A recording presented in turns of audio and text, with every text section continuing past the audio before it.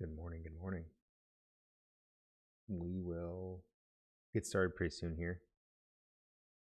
See, Apollo is back again, beating everybody to the actual start.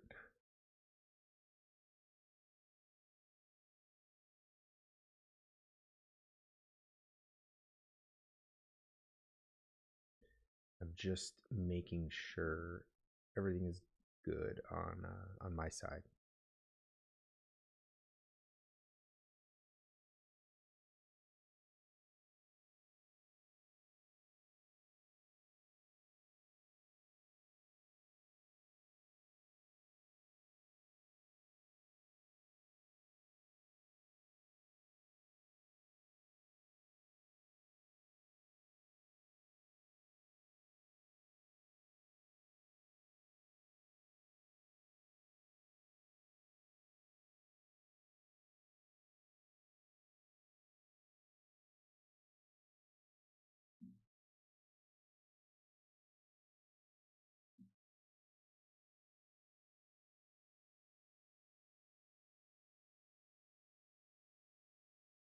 Let's actually go ahead and we're going to get started just a little bit early.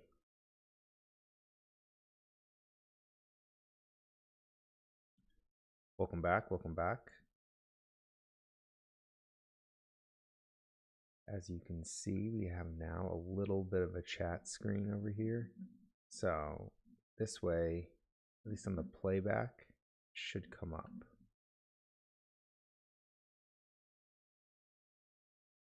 Although the little icon might be in the way for the most recent comment, but I think that'll be okay for right now.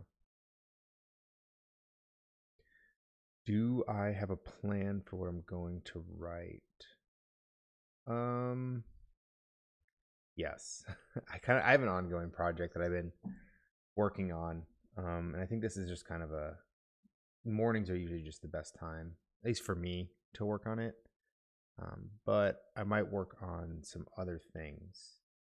So I was up pretty late last night finishing editing a video that should go out this morning. I think probably around the time that we'll be done here. So I'm also working on kind of the next script and research for the next video. But I'd like to try to get a little bit sooner. There's about 2 weeks in between the last video and this one that will go out, but sometimes I think that trying to rush them out without doing enough research or just making sure there's something of substance to actually make a video on is it's better to wait a little bit. So I might work on a script today and this morning a little bit, but we'll see. I also left the agenda kind of small for today because we might change up what we'll go over and kind of talk about. So I think last week there was a lot of really good questions that kind of came through in the chat. I know there's a lot of people sort of talking down there, and it was really great. So hopefully we can do that again this morning. If we can, we'll go a little bit longer today because I know probably most people aren't getting up as early as us. But let's go ahead and start our first sort of writing sprint, I guess. We'll start a little bit early, but we'll go for another 20 minutes, and then we'll come back and talk for a little bit. I'm gonna throw the timer up. We'll see how that looks with all the chat and everything down there.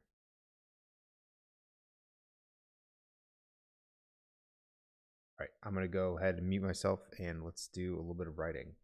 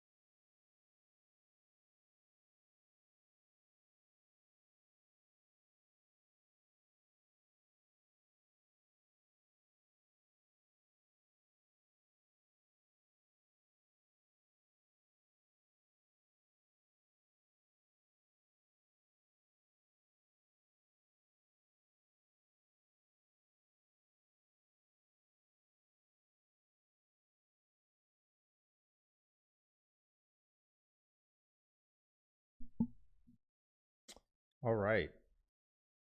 First little writing session done. I thought it went pretty quick.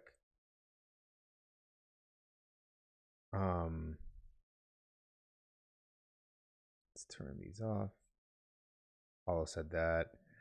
Yeah, you did go a little ham yesterday or last week. Yeah, sometimes doing that sort of free writing or pantsing ends up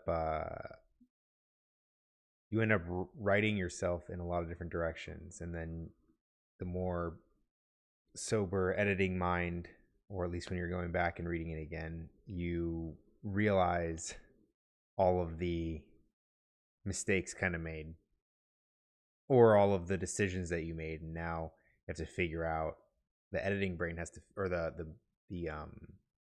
plotting brain has to figure out what to do with all those decisions. So I definitely can relate to that. Still editing. Yeah, I was doing the same thing. I was trying to just get caught up from where I was last time I was writing, and got a little bit through a chapter. I don't think I even added any words. But I'm kind of hitting a point, at least in this story, where there's a lot of buildup and kind of trying to figure out how to kind of have this. I think this is kind of like a pre-climax, I would say. Definitely past the midway point. So this goes into sort of the lowest point that our main character is going to go through. Another question was, how can a writer steal from other TV shows and films effectively?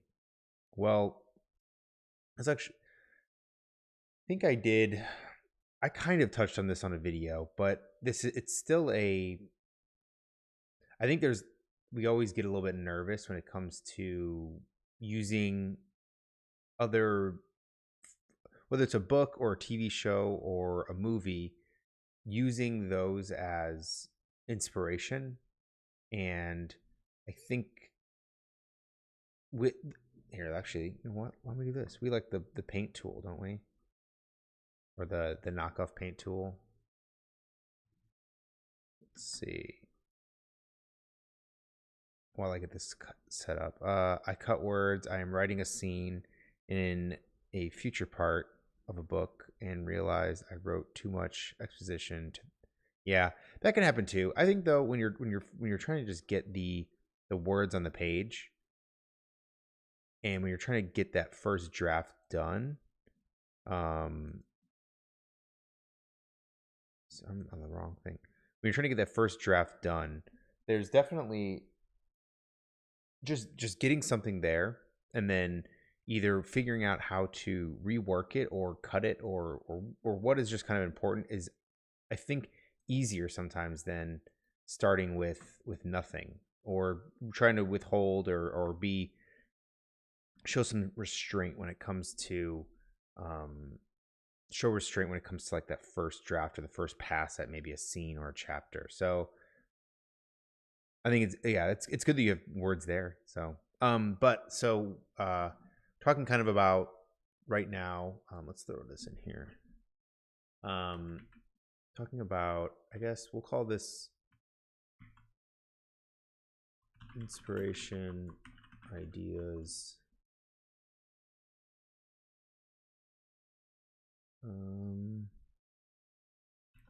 how to take without stealing, without, let's say, copying.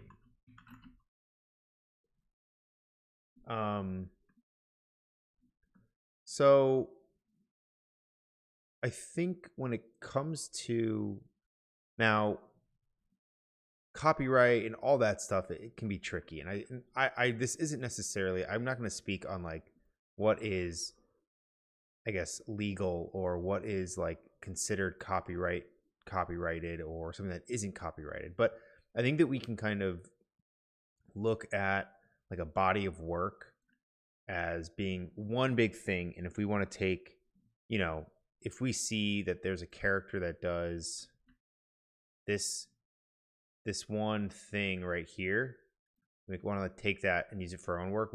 Sometimes we feel like we're taking the whole thing, right? It's funny. I guess a good example, if you know the references or not, but there's, when I was in college, there was I was working on a story where kind of one of the main plots and through lines was that they didn't really know that they were being, I guess, they were like a artificial intelligence, or they were some kind of like synthetic human or something. And I was kind of working on the story for a while, and then Fallout 4 came out, which basically, if you know that, one of the main central plots was like that being a major case, and it felt kind of like you're stealing from it, right? And if we use that as an example, so like let's say that this is like, this here is like, like you don't know that this person is a synthetic human or not, right? It's a question kind of on like that humanity. But even within that, right, there's a lot of themes you can play with. So there's a lot of different directions you can take. But that one thing is only a little piece of the entire sort of story. If we're looking at now a TV show like Fallout, but the game, right? That's just one little piece of it. And so we can take effectively, and I guess effectively, if we're using the term effectively, that's just means that we're taking it and we're basically putting it into our story. But I think what the bigger question is, how do we take it without making it feel like we're stealing, or we're copying, or we're infringing on some sort of kind of copyright thing. And by steal you mean inspired. So I think this will kind of answer that question as well. So when we take stuff, I think the important part is that we take the idea rather than the actual thing itself, and that idea then needs to go into our own story. So there becomes a question of, if you start taking too many of the same or too many different things from another body of work, then all of a sudden your own body of work starts to feel a lot more like that other, like the original one, right?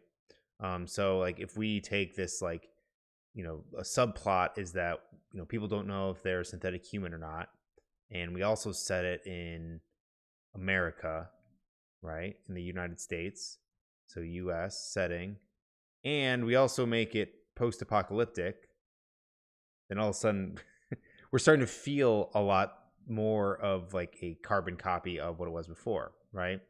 But if we instead make this be like, our own fictional world, so like this is our own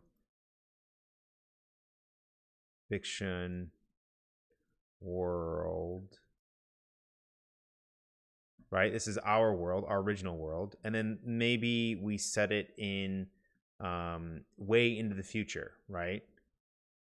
And we go, I don't know, like 10,000 years in the future or something.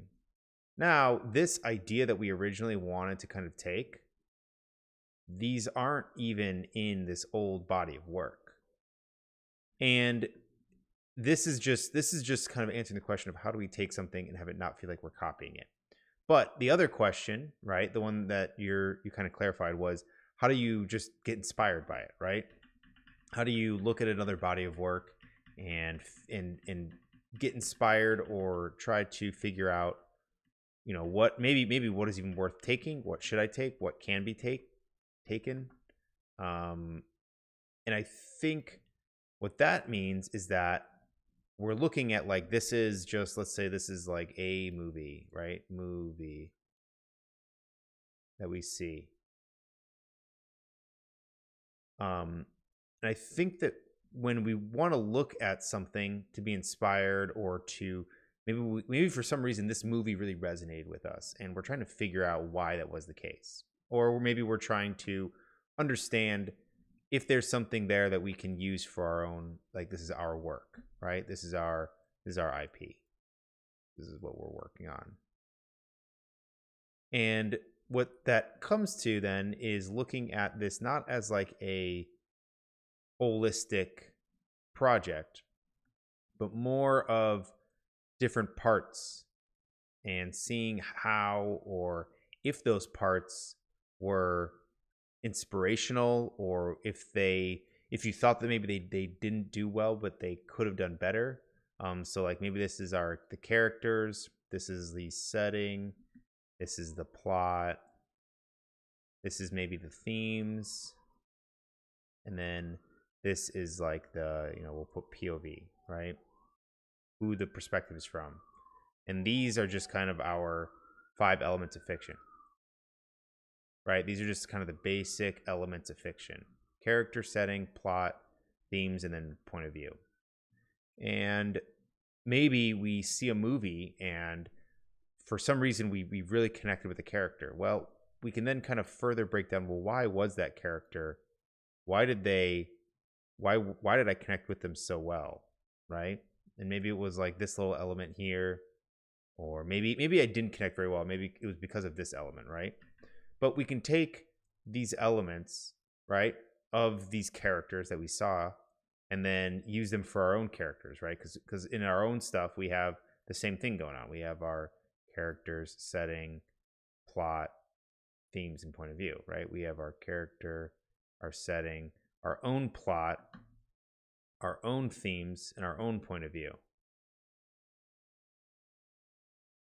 And we can then take some of these elements and kind of put them into, maybe we're going to make a side character have like this trait, or maybe there's a dynamic between 2 characters that I really want to explore, or maybe take a different way. And so we can start to take little pieces from other bodies of work and put them into our own projects that way. But I think it comes first from looking at something in terms of segments, right? Because looking at something as an entire thing, right? This whole thing can be very like intimidating, and very, very hard to try to digest. So if we break it into little parts and try to understand, what about the plot was good? Maybe it was some of the pacing, right? It moved along really well. Or maybe it was the twists, right? The twists that the writers included. So we can look at different subcategories within these categories and then start to pull from them and use them kind of in our own work. That's something that I try to do, and that's something that, as you read and just consume more media, you'll probably start to do as well. And you probably already do that. Let's see. Maybe just erase this guy. Oh, it's gonna be brutal. But yeah, I hope that's kind of what you were asking for. Just take the personality of a character that inspires you, change the name, imagine they are in your story. We changed. Yeah, I think too, if you start with even just like broad strokes, maybe of a character, right? Maybe you do just kind of take like this much, right? And you don't take this little corner, but you take all of this and you put them into your story. A lot of times, if you just left that character there and they were static and they didn't do anything, it would feel kind of like a ripoff, right? But when you put a character that is, let's say that they're like a anti-hero that is gruff, that is going on a revenge tale, and that's kind of like their arc, right? There's probably, each of us thought of like 5 different characters that probably could fit into. But in reality, once you put that character into your own story, you can kind of, the story starts to move and it changes that character or that theme or something. And so this is where they might have started, and this might be where this character was started, but where they're going to end are going to be way different. They can end here, they can end up here, they can end down here, over there. Like it once you get them into your story, and if you treat them as their own character then within your story, or at least the idea and the concept of them, then usually you can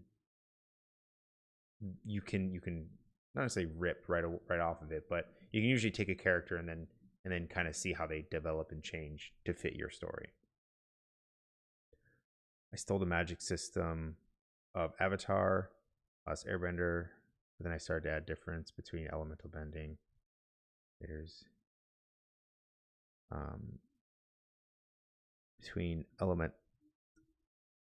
bender creators and absorbers. Could this be considered effectively? Yeah. So I think that there's also some concepts that are, there's some things that have become sort of universal, some ideas and some story elements and everything. And one of those things, especially when we're talking about magic systems, is that there will be sort of trends that come in and out, right? And something like elemental magic is something that is, I don't think anybody really owns that. There's no sort of ownership over that concept because it's something that is, it's used across a lot of different stories and a lot of different mediums. Now calling it elemental, like bending and stuff like that, that might be a little bit too close to being too similar.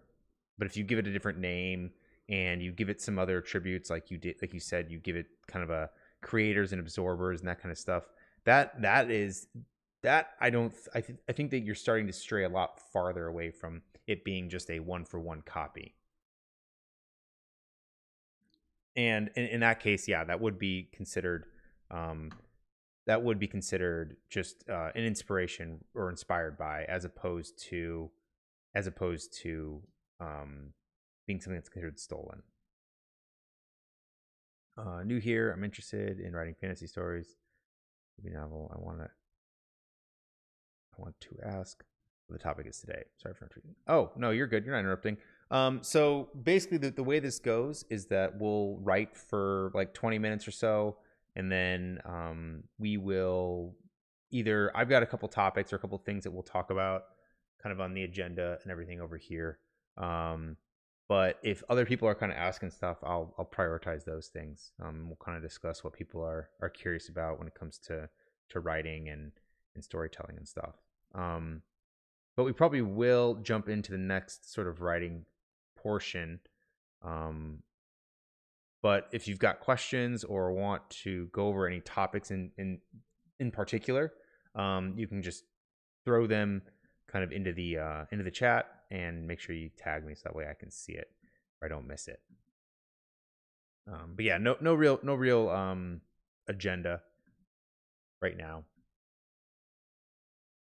Or I guess there is an agenda, but there's no real topic in particular that we're going over.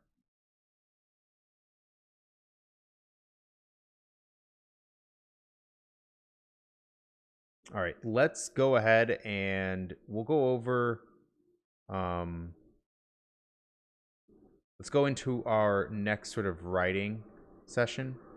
Throw my filter back on. And then we'll delete all these things. And then I'll go ahead and mute myself. Feel free to keep talking in chat. Otherwise, we will reconnect in 20 minutes.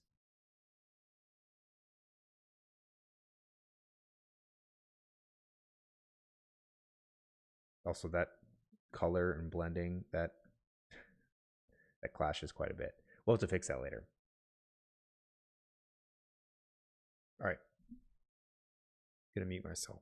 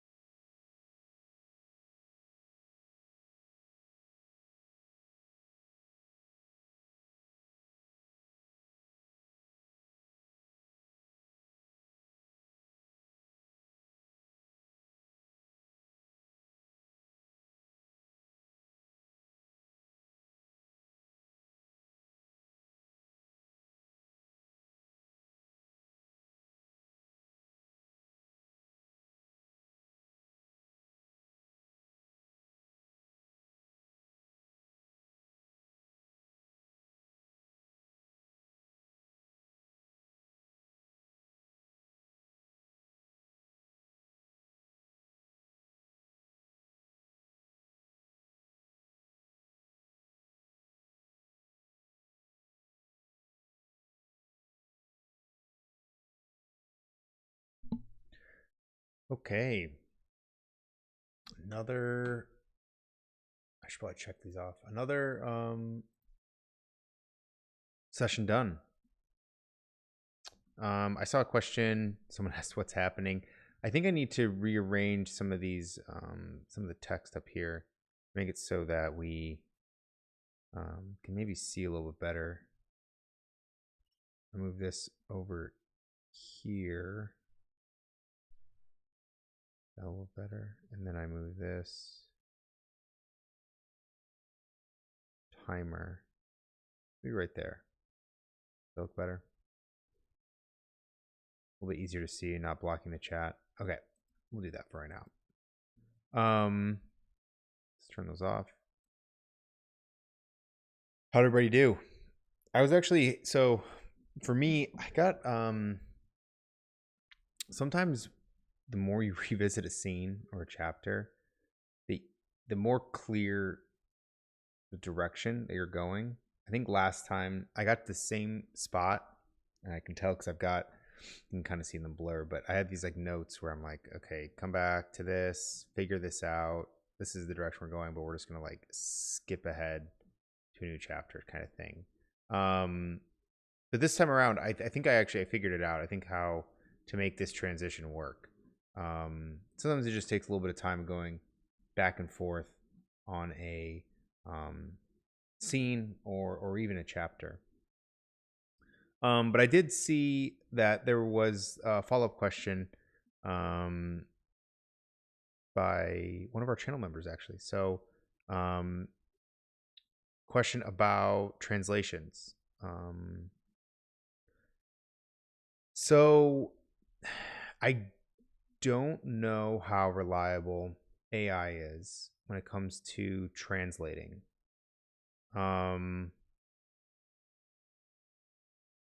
Yeah, that's always been the problem. Even having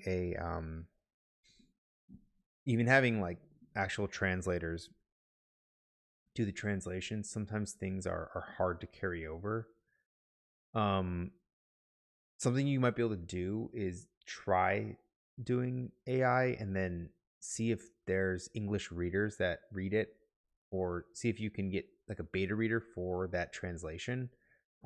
I personally have never translated a book or translated a story, but I just have read translations before, and I know that those are sometimes very much like labors of love. I know that they can be difficult and sometimes hard to get a good or even a clear translation that, like you were kind of saying,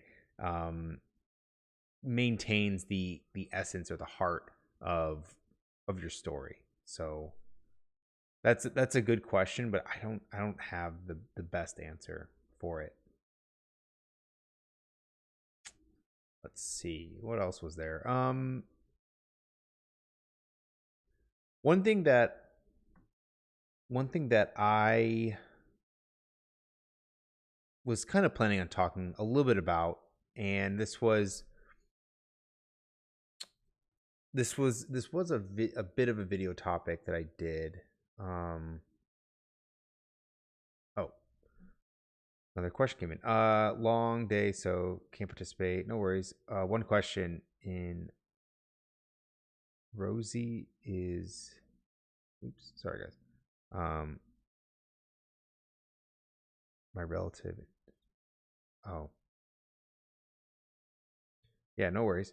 But one thing that I think that I did want to discuss a little bit is likable characters and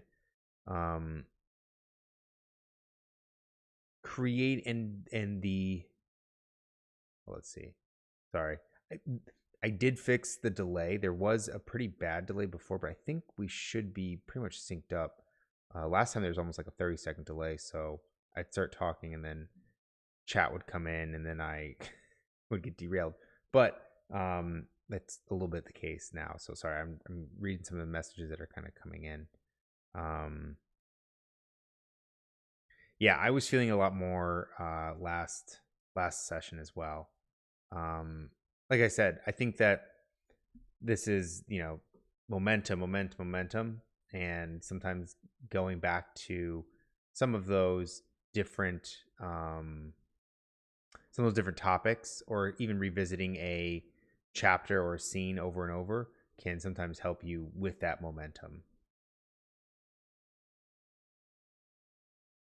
Yeah, finding and you know what too is, you can probably, there's a lot of really good free um there's a lot of really good free beta reading services online that you might be able to find. I'm going to do it that way. Yeah. Again, I there's you can probably find honestly subreddits, or even there's a couple of different websites, but even if you just searched beta reading, or even kind of look around a little bit, you can probably find people that are willing to do that, and probably even willing to help you with translation if you need it. There's a lot of people that are very kind of passionate about that kind of stuff. So definitely give that a try. But sorry, I keep derailing myself. There's a the subject of likable characters, and this was actually a comment that I was having with somebody in a past video, and this was also I did talk about this in another video, but I think that it's another thing to kind of talk about again and kind of go over, because I don't know if I fully talked about the couple of things that that sort of came to mind when I was rethinking about creating a likable character. And I think one of the things is that, first off, obviously, and this was kind of the message of the video, and this is something that I've said before, but like, a likable character is totally overrated. Sorry for the honk, but okay, I will here. Hang on, I'm going to, let's see, likable characters overrated. We'll talk about this in a second, and then I promise I will look away from chat. So Art said, in my story, nearly every word has a history.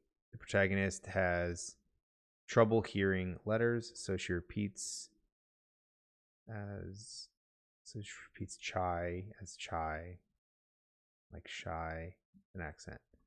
This type of mistake will occur repetitively. How much anticipation is really needed for such a joke? Humor is a hard thing to humor can be hard, but it also can feel very natural. And I think that the best thing is to establish that as a tone. And anticipation, I don't know if you necessarily need anticipation, but and what you might mean is also just like a setup. How much of a setup do you need for that? And I think that the biggest thing is just establishing that tone and that kind of humor, that there's going to be sort of a play on language, or there's going to be a play on the words that a character is using.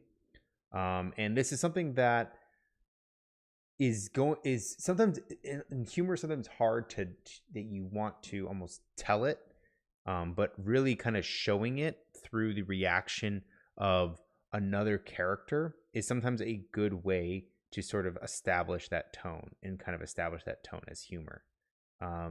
So two ways and two things you can kind of pair with each other that I've seen done really, really effectively is using the reaction of another character, and then the inner monologue of then the character that there's this humor going on. This way you can kind of, if there's a bit of wit, or if they're self-aware that they are going to mispronounce stuff, and you can have that come out kind of in their inner monologue, and then there might even be like a juxtaposition then how they respond to another person.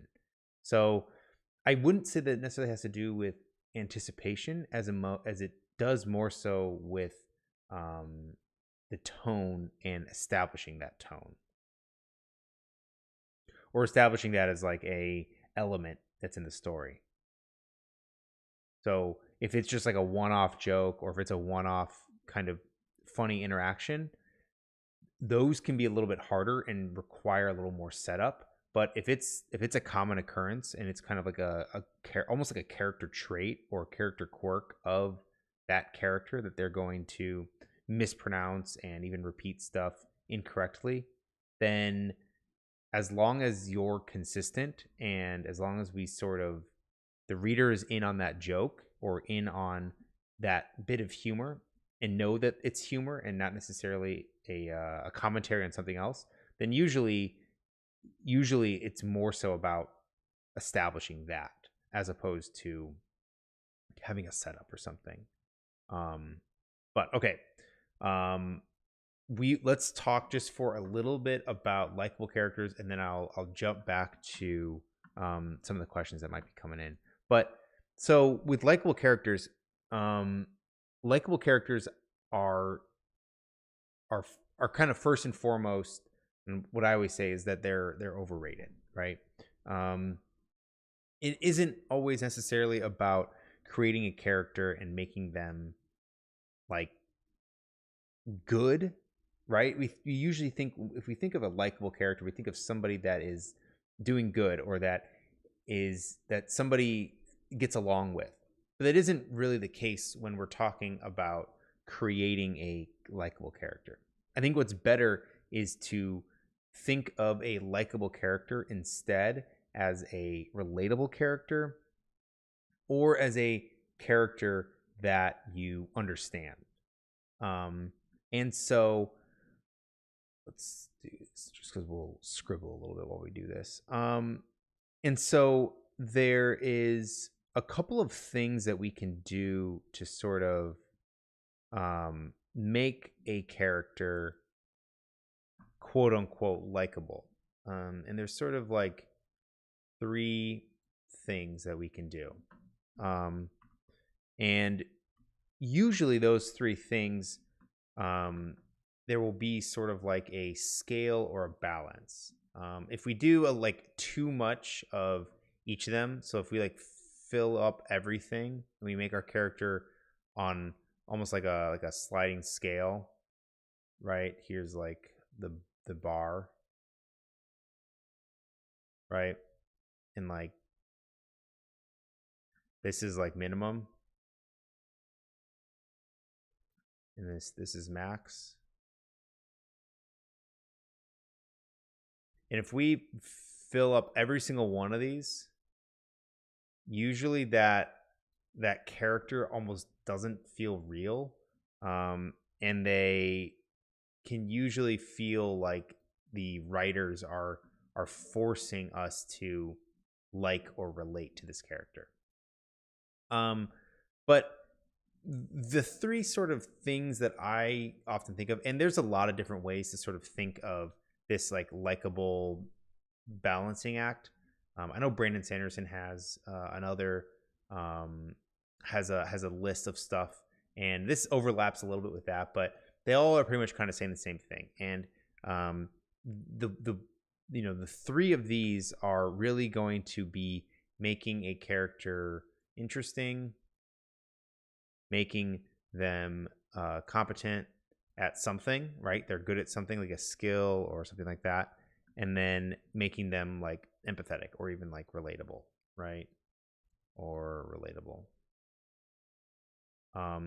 And these 3 things are kind of what factors into making a character likable or making them appear to be likable. So they can be a terrible like a terrible person, somebody that's almost like an anti-hero, or like not just like, the moody anti-hero, but like a true anti-hero or a bad person. But if they are very, very competent in what they do, right? We think of like maybe a bounty hunter or something like that. Then this can kind of balance out the fact that they might be, a bad character or somebody that isn't necessarily likable. Relatability, but also I think of this more as like empathy. This is a little bit more of like how the reader views them or the audience might view them. in terms of like their relationships with other characters or how other people treat them. Um, and this can be a whole host thing. This can be like, you have sympathy for them, like you feel bad for them, which then makes you root for them.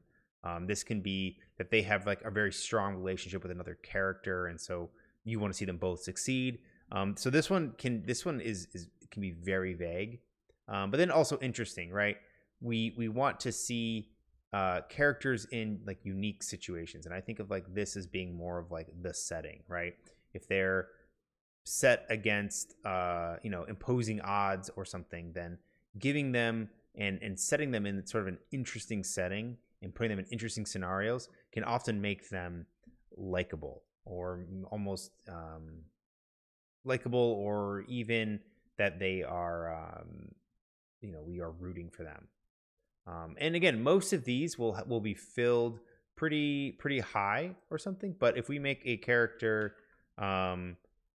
in a seemingly not necessarily interesting scenario, but they're very competent and they have strong emotional connection kind of with the reader, then and this character will probably be a little bit more likable. And this here too can be something like humor or stuff like that. So typically when it comes to likable characters, this is usually we're trying to figure out something else rather than them just being, somebody that a character might, enjoy spending time with or something. Because I think that goes against what it really means to be a likable character. But again, likable characters are also sort of overrated. You more so want to have an established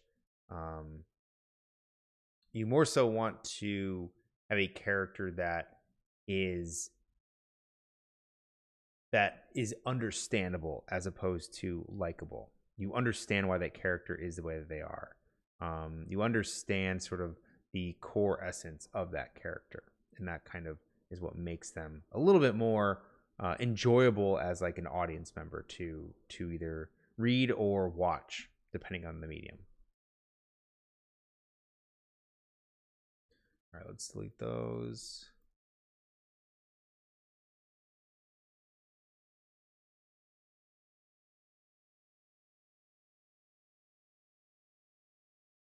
I hope, Art, that answered your question.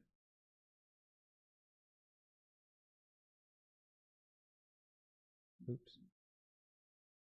A character says what readers want to say. Someone who messes with the main character in a way challenges them. Yeah, that's true too. Yeah, there's a lot too of like those relationships and those dynamics that you can have with other characters too, and kind of how they might threaten the main character or something like that. That's another very true point as well.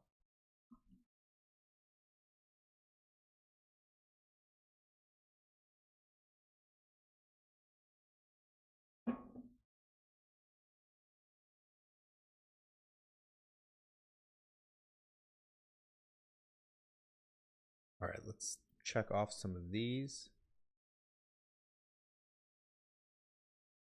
Let's rework this.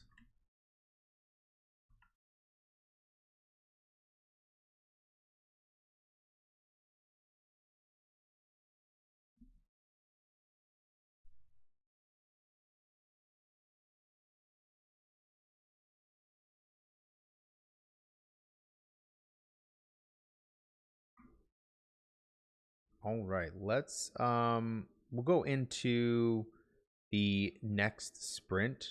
I know everybody was kind of in a good flow state for that last one.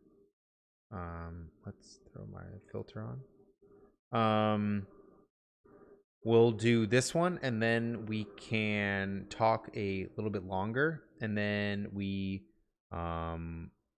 probably do maybe one more after that, or maybe we'll do two. We'll kind of see. Okay. All right. I'm gonna mute myself, and we'll start this.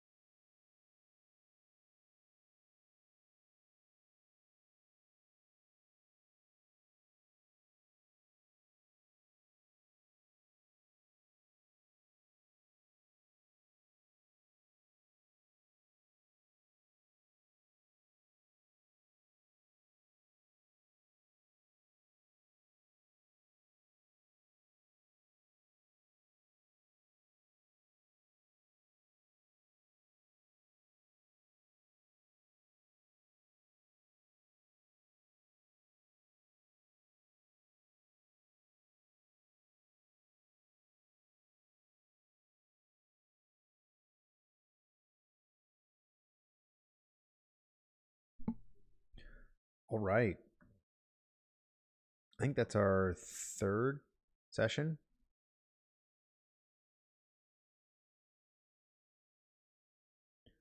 How did everybody do?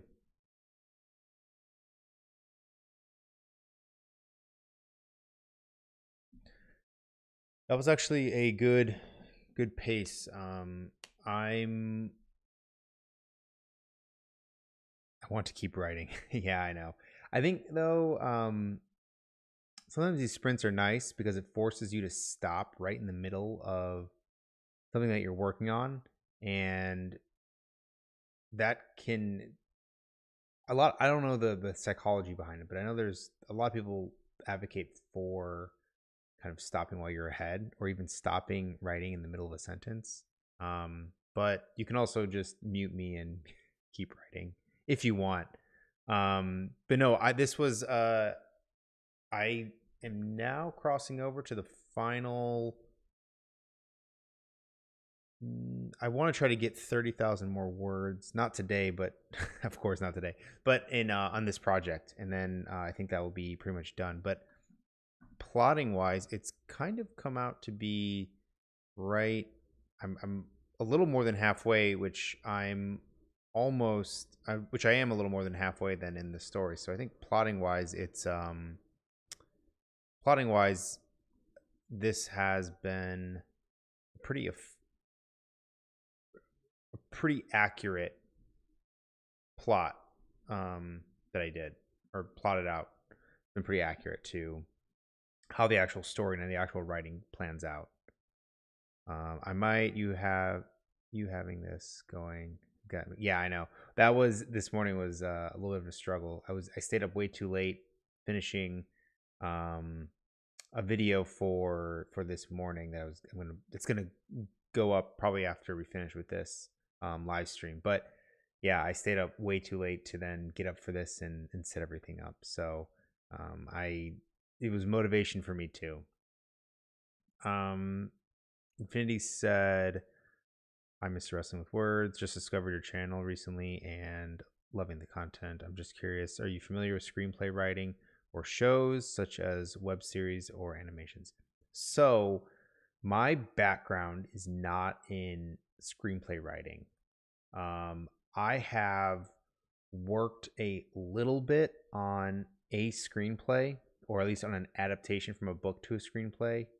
Um, I have wanted to get into screenplay writing. Um, I have like the most basic understanding of of of screenplay writing, um, not necessarily anything that I would say is like novel. But I also do a lot of script writing for video game scripts and stuff. So those I think, and I've been kind of told that those can be very similar. The way that I've written those scripts for games has been definitely leans more so in the realm of screenplay writing, um, leaning more in. And actually, that's kind of how they have been structured. And that's kind of how me and the team that I was working with and am working with, how we structured them, and we structured them kind of like a screenplay. So I want to do them more just to be a little more knowledgeable on them. Um, yeah, certain video games have really interesting settings and dialogues. Yeah, and that's kind of the biggest thing. And what I was saying is like the most basic understanding and nothing novel, I'm going to say, but like screenplays and video game writing is a lot of dialogue. You kind of are letting the visual medium speak for your prose and everything. So, in that sense, a little bit here and there. I definitely want to do it more, but it definitely writing screenplays and writing even video game scripts and stuff like that. They'll get you good at writing dialogue. There's a lot of writers that have ebbed and flowed in and out of Hollywood, or have ebbed and flowed in and out of writing screenplays and then going and writing manuscripts, or prose or fiction. And the biggest thing they always say is that it forces you after working in Hollywood to write dialogue. I think George R. R. Martin is someone who's famous for saying that. He was working on his books, and then he worked in Hollywood. I think he worked on an adaptation of Twilight Zone, and he said that's where he really learned how to write effective and I guess snappy dialogue and stuff. So yeah, I want to write more. I have a few ideas, and even I think what could be fun is just adapting some of my own stuff, adapting some short stories into seeing what they look like as like a screenplay and stuff like that. Might be something that is interesting and something that I do plan to do when I have a little more time. Someone from outside the online world says hi. Hey, Brandon. Glad you found the channel. All right, let's see. Some more people popping in. One thing too that has kind of been on my mind, that I don't know if this kind of was something that I was thinking about last night when I was working on the next video that's going to come out, is sort of the difference between the Wrestling with Words podcast and just the normal videos.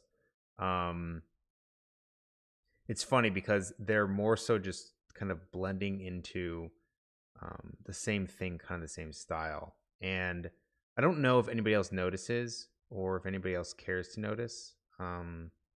But the reason why I originally was doing the podcast was because I was trying to make it so that I would be producing content that didn't have as much video editing behind it.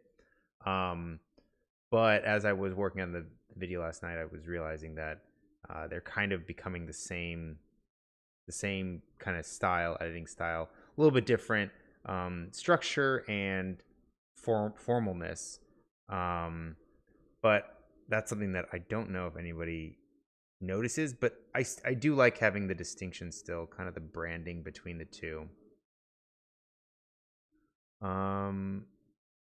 Wanted to at Wrestling with Words, I wanted to say thank you for all your content. Just finished a book and am starting a new book.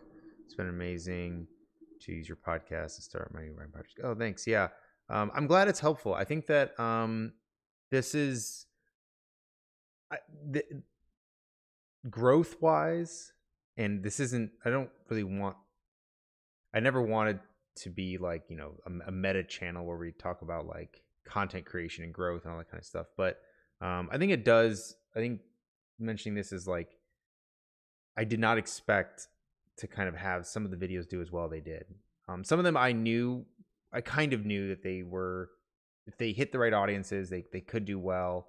But I did not expect to kind of reach as many people. And so when people say that like it's helping them write their books or it's helped them write their books, or it's giving them inspiration or ideas or changing kind of how they're looking at certain things, that's really kind of the main reason why I do this and have been doing this and wanted to do this. I think that there's sometimes like video essayists or even other online educators or YouTube educators that they're more ascribing and telling you how to do a certain thing but that's never really been the way that I want it to be. For me, it's always been about kind of presenting either alternative or a little bit more depth on topics, right? We're looking at them at this angle, or this is how I do things, or this is kind of what I interpreted this story or movie, TV show, whatever it is. This is how I interpreted them doing this thing and why it might have been effective. And that's always kind of been the goal. So having people kind of say that it's helping or it's resonating, I think is pretty cool. But I think that now it's kind of about kind of growing this community and stuff, because I think what's really important too is to kind of understand what everybody's kind of working on and understand how to be as helpful and as informative as possible. How do you recommend someone gets started when you have so many ideas in your head but haven't written creatively since middle school? It's funny. There's like, the quote unquote meathead way to say it is like to just start writing. But I think also too, you can sometimes get like decision fatigue or like analysis paralysis with having too many ideas kind of floating around. Sometimes the best thing to do is to start seeing how those ideas might actually look on the page. Um, there's plenty of times where I've had a good story idea, but the minute that I try to plot it out or even just like write a scene for it, it, it was just a better idea. It didn't necessarily come to be anything else. But I will also say finding probably the biggest friction point, or let me back up.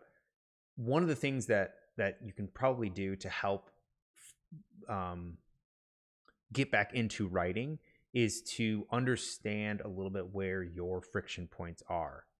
I think that's one of the first things. And what I was going to say is one of the biggest friction points people have is time. But trying to figure out what those friction points are, whether it is time, whether it is a coherent sort of like concept that you're trying to work on, or a vision for a project, or maybe it's either you don't quite know yet if you, which I don't really like the binaries, but I think when you're trying to get back into something, that can be helpful. But sometimes it's also not quite knowing which binary you fit into in terms of like plotting or pantsing. If you are a hardcore plotter, but every time you sit down to write, you're trying to just free write, then you should probably change that and go more of the route of sit down, plot, and then plan your writing sessions. Or the inverse, right? If you are a hardcore pantser or you just mostly free write and you try to sit down and think of like a structure to something that you are trying to work on, then sometimes and you're getting friction there. Whereas like you feel inspired but you want to plan ahead, then maybe don't do that and try plotting when you aren't feeling as inspired, and when you do feel inspired, use that kind of like jet fuel and write. So I would say first try to find those friction points. For me, a big friction point was time, and the points in time where either I had time to write or points in time where I felt creative and productive while writing. And there is, both of those can be approached differently. And depending on what stage in life you're in, or depending on where you're at, both of those might be more feasible than the other, or not as feasible as the other. So I would say try to find those friction points, and then stick to sort of one idea. And instead of committing to writing an entire book, or be like, this is a book that I want to write, start with just writing a scene, making sure that there is a starting point, a beginning point, an ending point. And you can even structure that scene like a short story. This way you can, because one of the also the biggest things that happens to, that I find happens when someone is either starting out writing or getting back into writing, or has been writing for a while and is kind of losing motivation, is that you run into the idea that there is the end is not in sight, and the discouragement of working on the same project, sometimes the discouragement from working on the same project for years, or working on the same project and continually getting stuck. These kinds of things can have you lose sight of certain parts of the writing process. And that's why I think it's always, for me personally, that's why I think it's good to be working on a couple of different projects of different sizes and types. Working on 2 books at the same time, would be a lot. But working on a short story, manuscript, and then kind of plotting out maybe another manuscript. Those are all 3 different, very different phases that you can be working within. And then taking or even practicing the different phases of writing process in general as well. The short story, you're going to see the beginning, middle, and end, and you're going to start revising, and you're going to have a finished project probably a lot sooner than you would for a full manuscript. The same thing for if you are working on a manuscript, you're getting the process of that very long investment. So the reward of finishing something is much farther down the line. And then, of course, plotting, you're kind of still in this sort of testing out phase. So there's not a lot of commitment to the page when you're just kind of plotting something out. So I would say try doing those kinds of things, but first identify those friction points and then commit to kind of one concept or one idea. Wrestling with words. I been struggling with character development and making the characters human versus story characters. Pinpoint that. Need for a new book. I've only written a chapter and a half with a minor outline in my head of where the story is going. I was going over my finished book now and am removing it. I was going over my finished book now that I am removed from for 3 months. I found a minor pacing issue in the end. It is with a publisher right now. Should I let them know? Should I wait? And see what they say about the whole. So, do you have it with a publisher or an agent? I guess that's my first question. I've been struggling with character development and making characters human versus story characters. Publisher. Well, are they? The other question I have then is: are they printing it, or are they like? Is there like a release date then they have?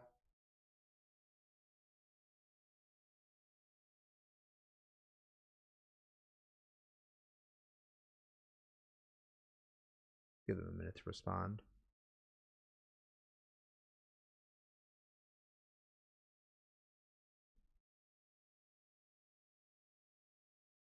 They're just looking at it for consideration right now.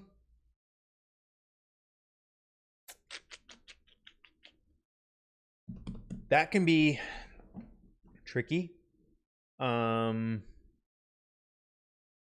What I would say is that if you are going to change anything, to let them know first and foremost.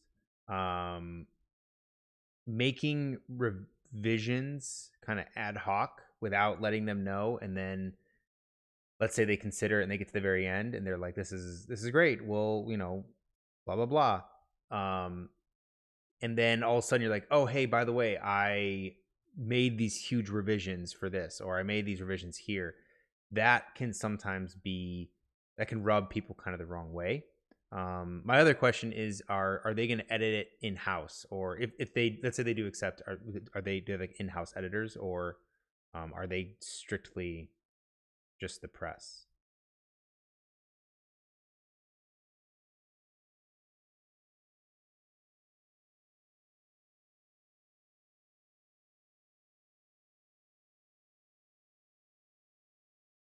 Wait a second.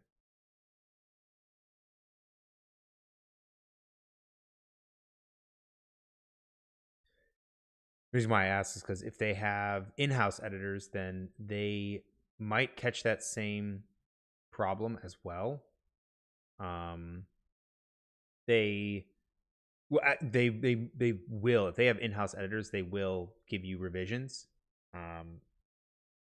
Very, very, very, very rarely, I don't think ever, has a book gone to a publisher or whatever and they did not edit it.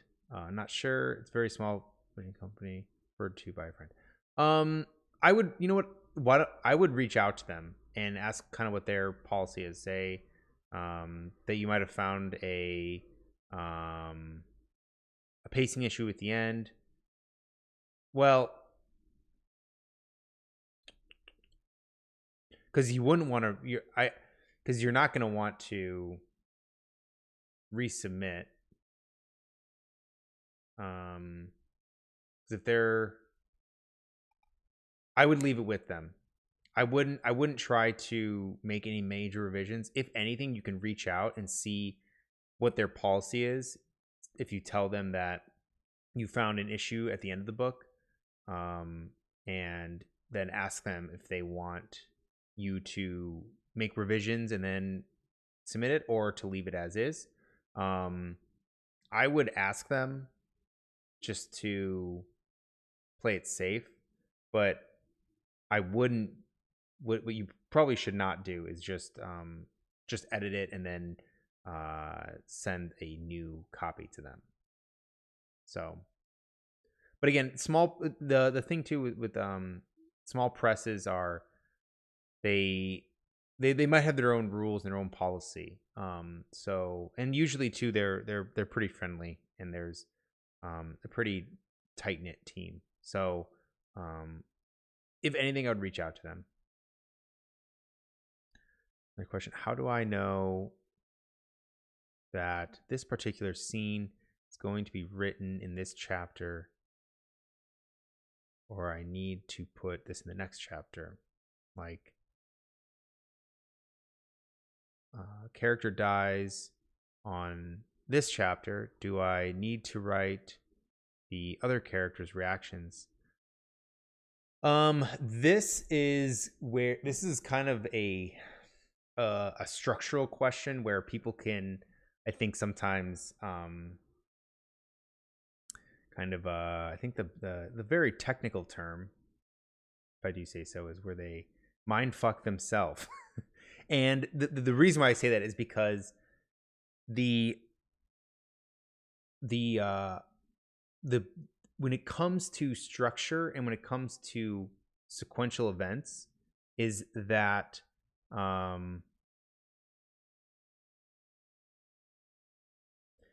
sorry, I'll jump back to that first question. Sarah, yeah, I would just wait till it's with them. I mean, adding edits right now and then trying to resubmit is totally not necessarily a thing that they will appreciate. Sounds really strong, but usually most publishers and editors and anybody you submit to, agents, whatever it is, if there are major revisions, right, where you're like, I did this whole thing and they've either rejected it or something, then usually you can resubmit with edits. But right now, since you submitted it as is, I would leave it as is. But back to the kind of the structural question. There is, I think that sometimes we can really think that we need to have cause, effect, and that cause and effect is like linear, is very linear, and needs to be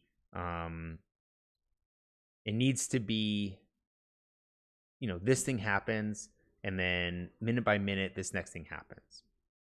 One thing that I would say is if you're asking if you need to write the other character's reaction on the same chapter or the next, that will depend a little bit on your pacing and your structure. One thing being, well, it also changes depending on your point of view. So if you have the point of view where it's from the character that dies, well, then that reaction or that point of view should probably be in the next chapter. There should be probably a chapter break. The other thing too is that unless the character's reaction is a complete scene in and of itself, and it's not just like this transition thing. Here, actually, let's do this. Try to explain what this will help a little bit. Because one of the things that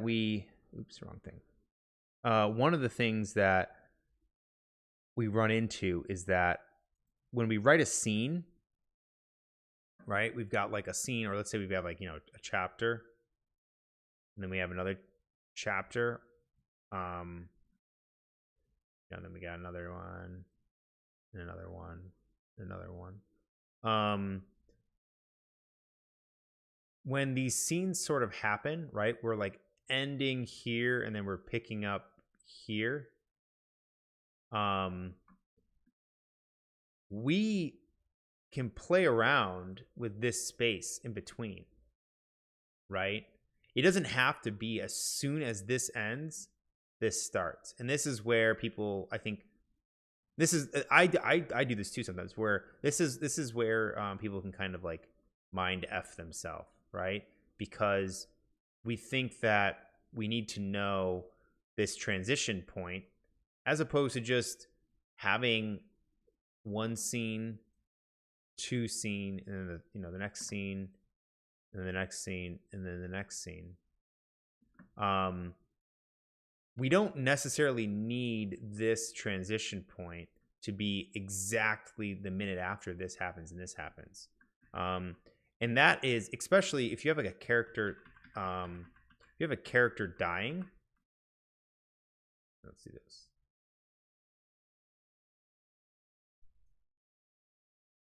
You have a character dying, right? This is probably a very like climactic high point, right? And I think last week we kind of talked about this, like ebbing and flowing of like tension and conflict, right? This is probably, if this is like, high,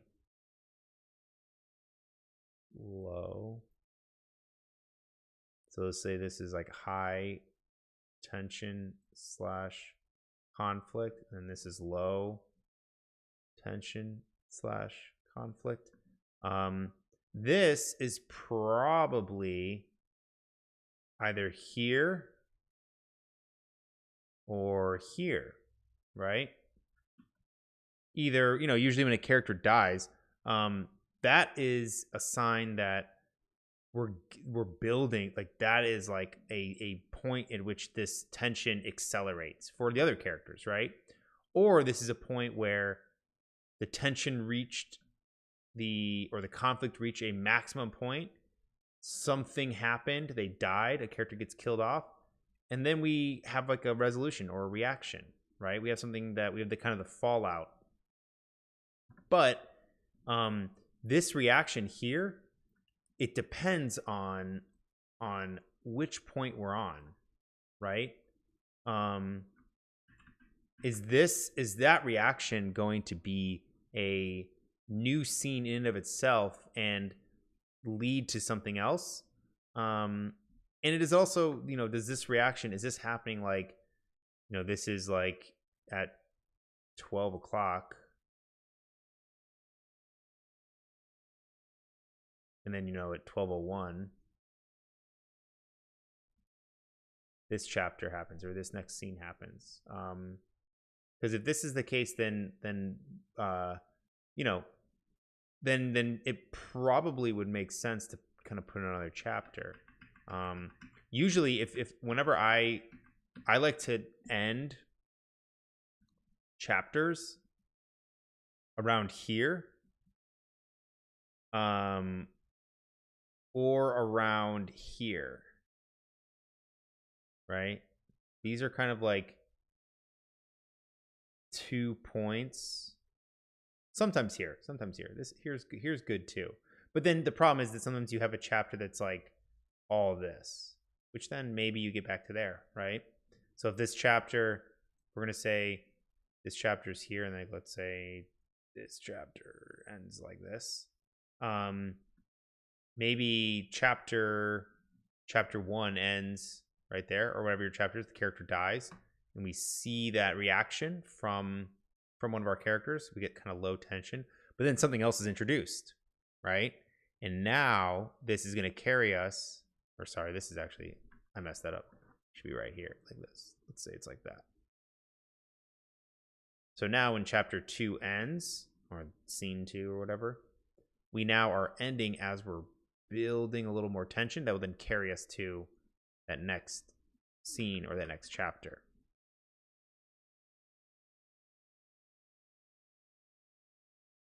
That make a little bit of sense? Because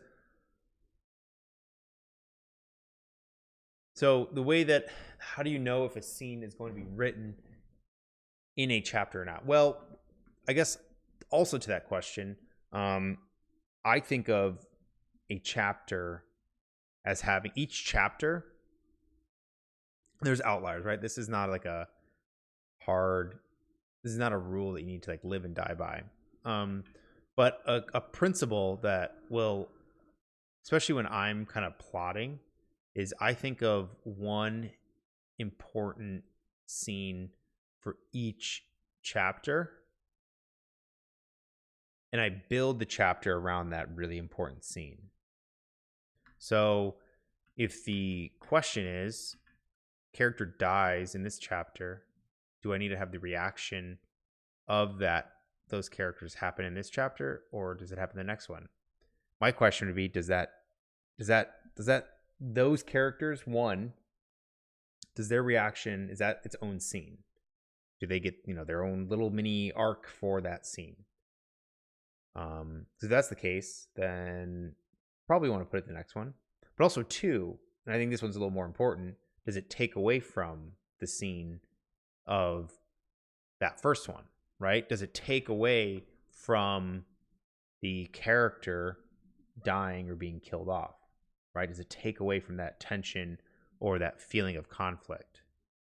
Because if it takes away from that, then you should probably move to the next one, right? Because if the character dies here and we're still in this chapter and we're kind of like ending the chapter here on the tension scale, this is kind of a bad place to end because we're already kind of on this downward slope. We kind of want to end it, people say, cliffhanger, but this isn't really cliffhanger. This is more of just like we're looking over the slope and we don't really know how far, or we don't really know, is this going to be a false peak? We don't really know where this is going to dip off to.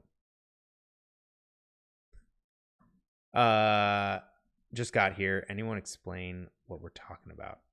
So I'll kind of reiterate what this is. So the question was, if you kill a character, or if a character dies, or something happens to a character in one chapter, do you need to have the reaction of that character in the same chapter, or of the other characters in that same chapter? And what I'm talking about, and what I'm explaining, is that you don't want the reaction from something happening in one chapter to take away from the scene or the thing that's happening in that chapter.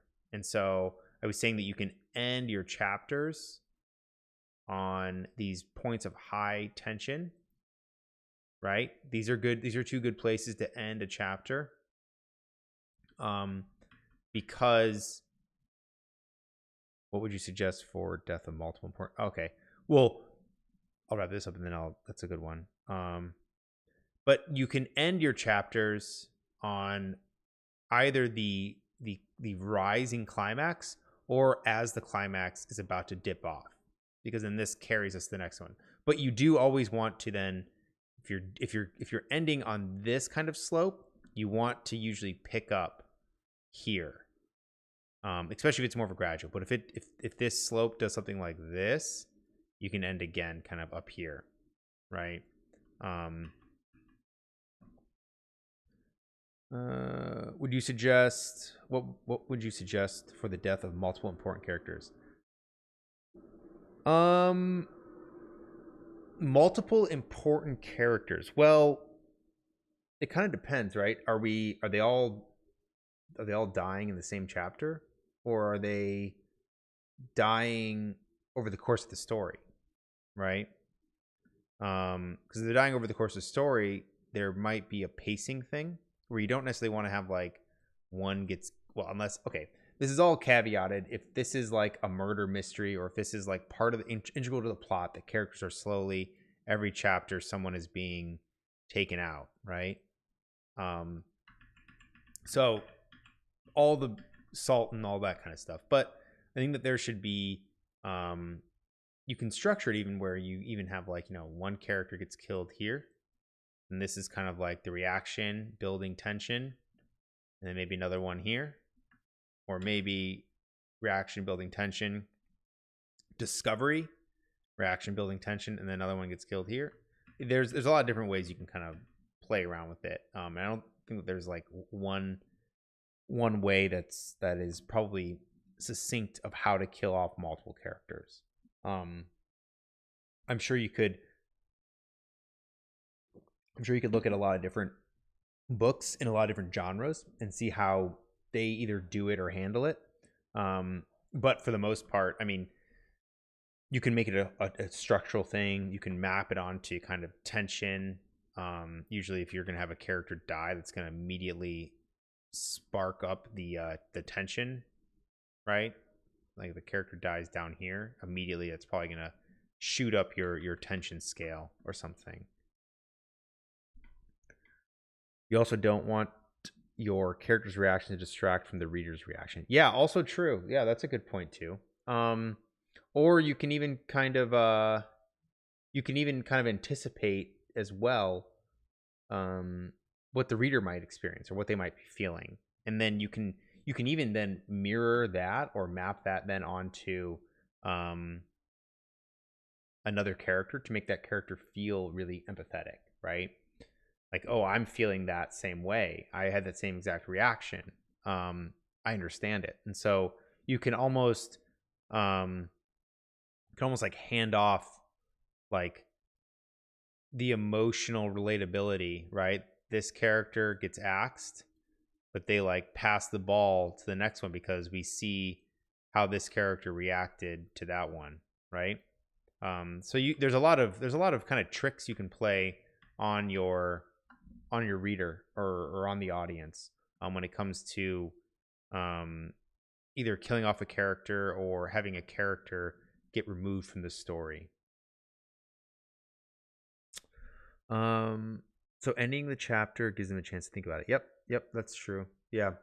Having it, yeah, especially if you've got like multiple point of view. So like if chapter 1 is POV, like, so if we've got like, you know, point of view 1, then we've got like a point of view 2, then maybe we have like a point of view 3, then another point of view 2 or something, right? Like these are our point of view characters. If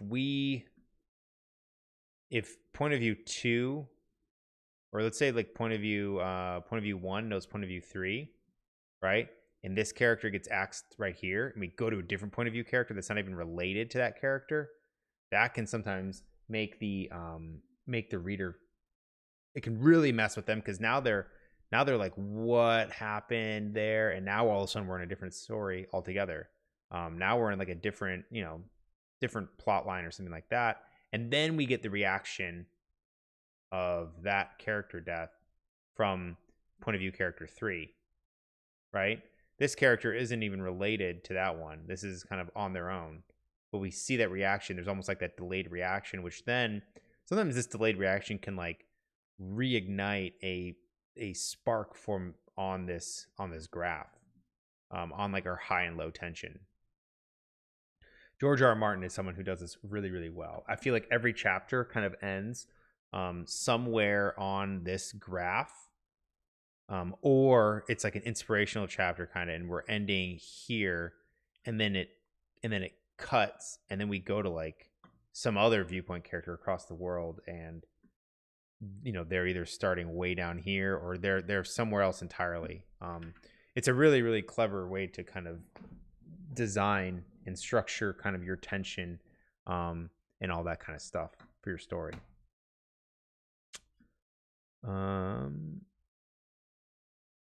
Let's see. What about the same chapter? Oh, multiple characters in the same chapter.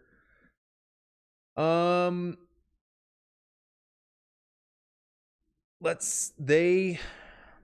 characters in the same chapter. Well,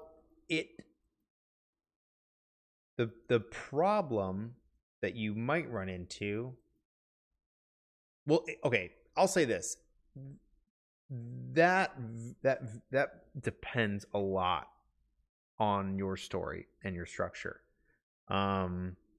because if we're only from one point of view or a limited point of view, and there's all of these like side characters,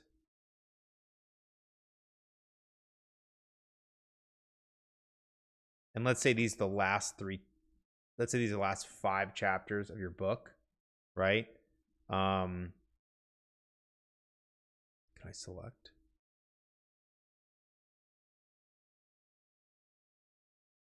Can I do this? Nice. Okay. And let's say like these are your last few chapters of your book or your story, and this is like, you know, this right here, this is like the climax of your entire story, right? This is where everything is building to, right? Stakes are getting raised, the tension's the highest.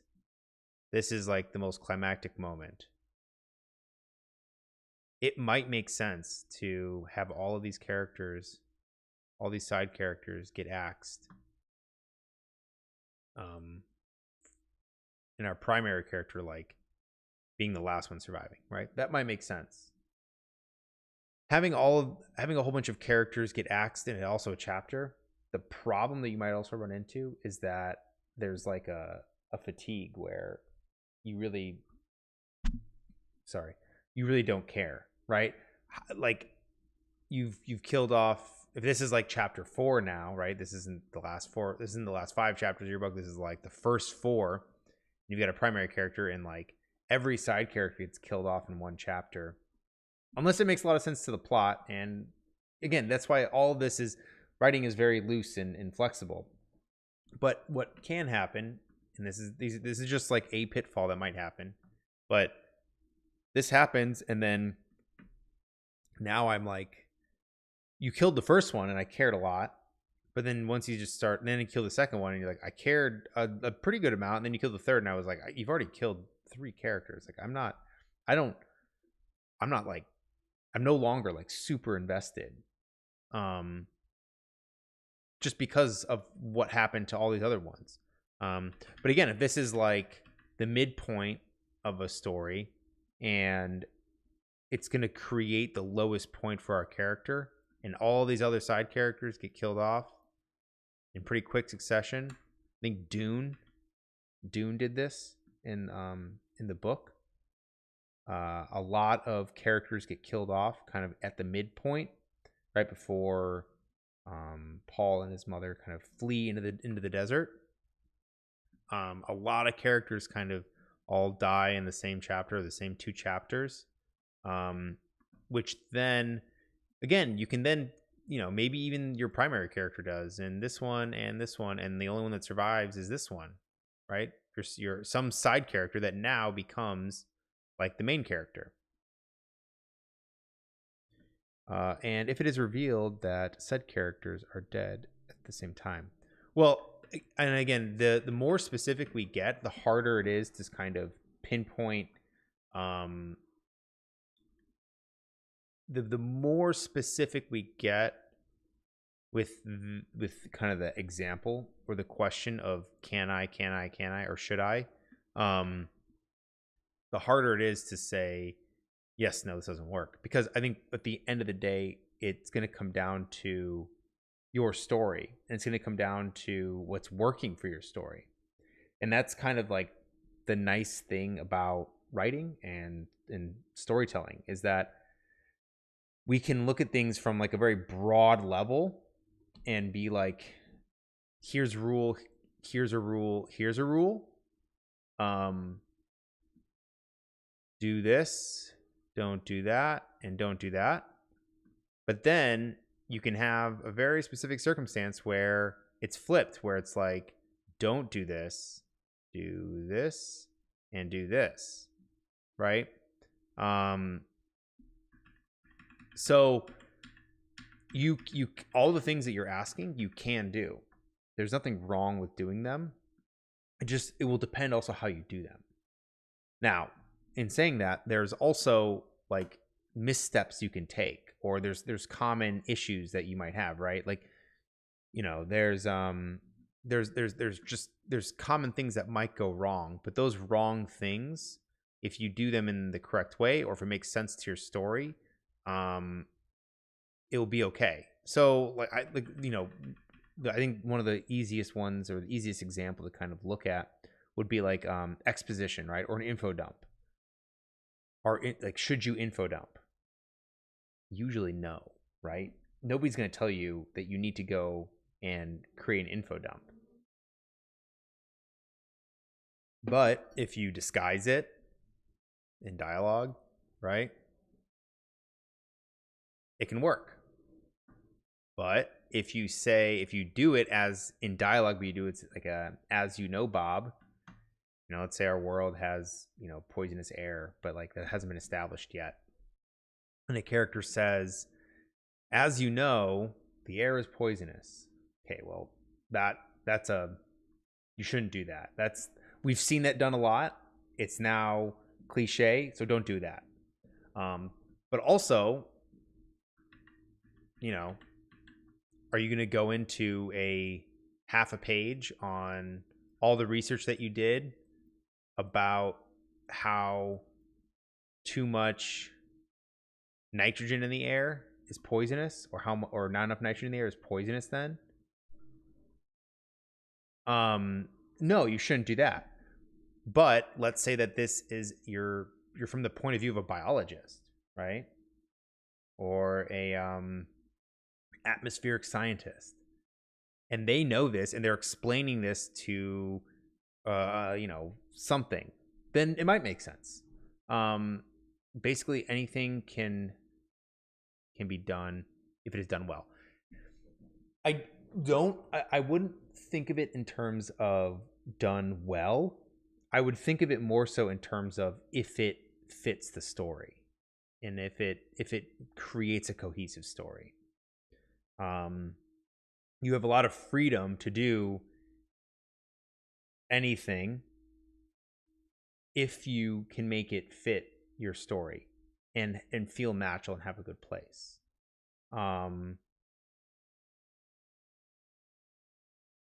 There's there's like the cliche sort of quote that says like, know the rules so then you can break them. If you're aware that like you shouldn't be info dumping or something, then but you want to you're trying to make a creative way to have an interesting info dump, then that's something that can work, and that's something that can be interesting, and something that can come off as you don't even know that it's necessarily an info dump, but it's a interesting bit of exposition or something. That's all I'm trying to say, is that it's not necessarily that you can do anything if it's done well. It's just that you can break whatever rules, and the more specific you are trying to set parameters to your work, if it services your story and it helps you tell a better story, then you can probably do it.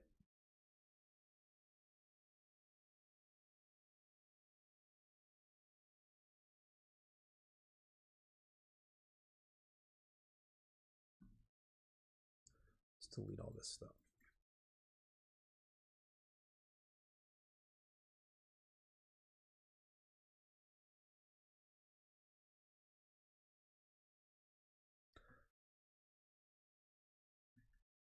Do we have any other questions? I don't think I missed any. Why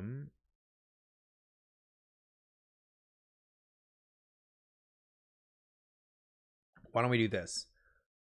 I am going to get more coffee. We'll come back. Maybe we do another session, see how we feel, and see if there's some more stuff to talk about, and then we'll kind of see where we go from there. I'm gonna go get something to drink, and I'll be right back.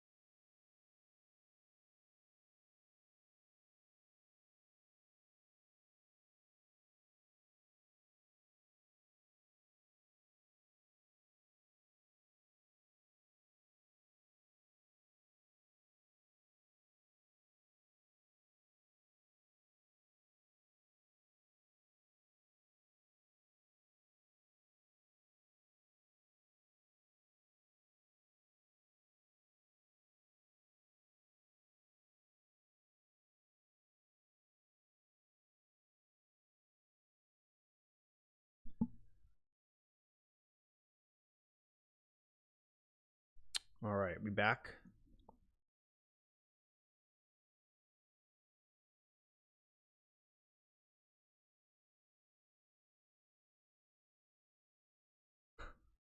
Just asking a question for the sake of asking a question. No, that's a good question. What am I writing? I've been working on a. This is a. I'll answer this and then we can get.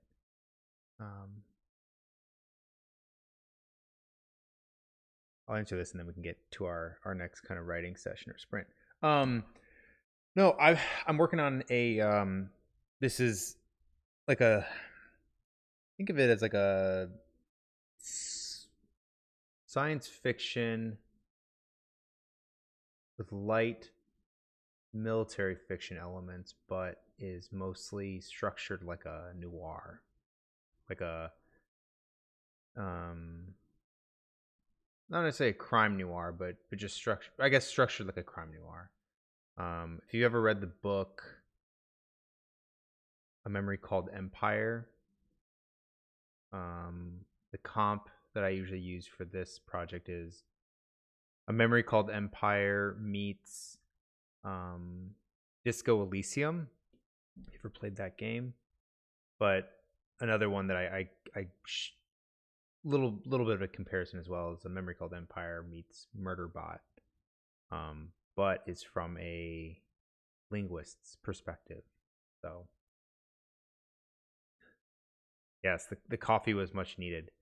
But I can talk a little bit more about this project after our next kind of writing sprint. Oh, what makes science fantasy? These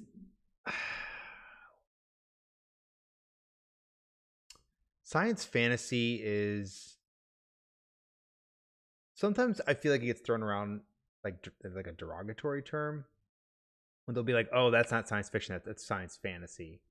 I think that the fantasy element in it is not it. How is it once explained? Because fantasy is mostly in the stuff that could never happen and will never happen, and then fiction, and then science fiction is almost just more like speculative fiction, right? Where it's stuff that could happen. So I think that more science fiction falls into science fantasy using those terms, but I think science fantasy takes things that are so fantastical that it like there needs to be something that makes it like, you know, the easiest one is like Star Wars, right? You have the Force, right? That's like space magic. That makes it like science fantasy. But also something that could make something science fantasy is having something like a like hyperdrive or hyperspace, right? And hyperdrive and hyperspace, we kind of know that you, at least right now, we know you can't travel fast in the speed of light. So the ability to do that is pretty fantastical. So there's things like that. I'm starting a fantasy book about witches. My last book was historical fiction fantasy set during the very cool 1868 Japanese Civil War. Very cool. Did I respond to the coffee comment? The coffee is very good. Yes, much needed. Very cool. Yeah, I know witches are popular. So that's cool.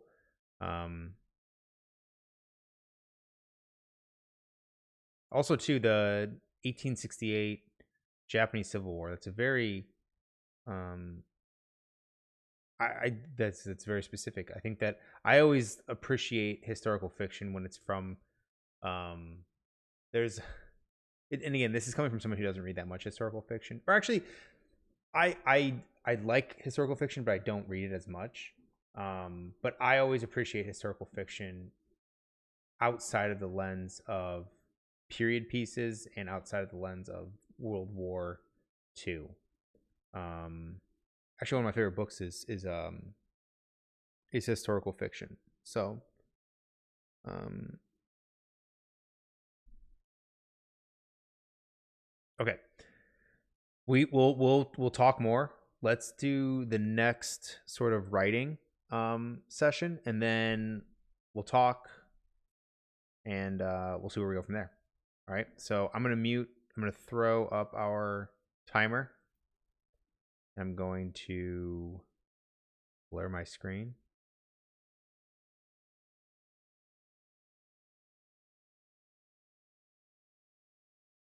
All right.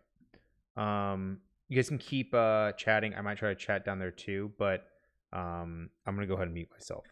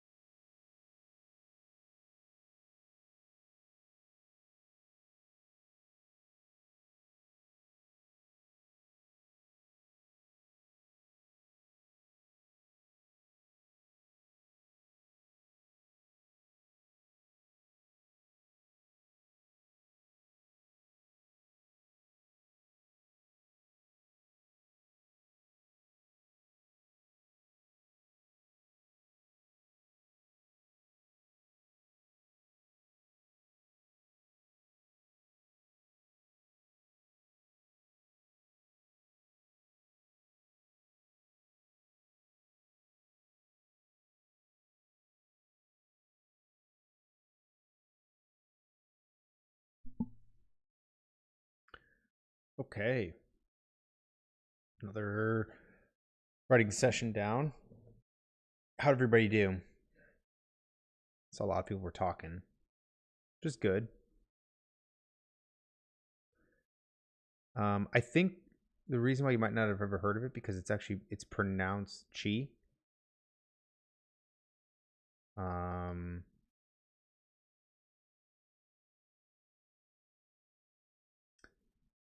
yeah, the Greenbone Saga. I think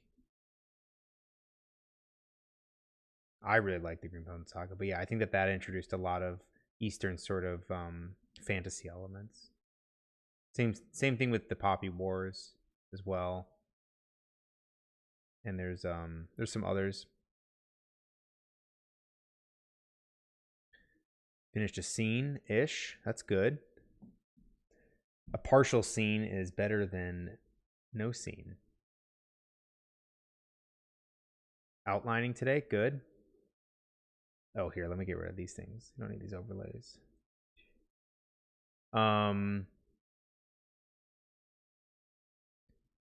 Yeah, there was a little bit of a conversation about like stuff that's been overused or things that are I guess trendy right now. The hard thing when it comes to writing and storytelling with trends is that usually, how long does it take you to write a book or even publish a book? It take a long time.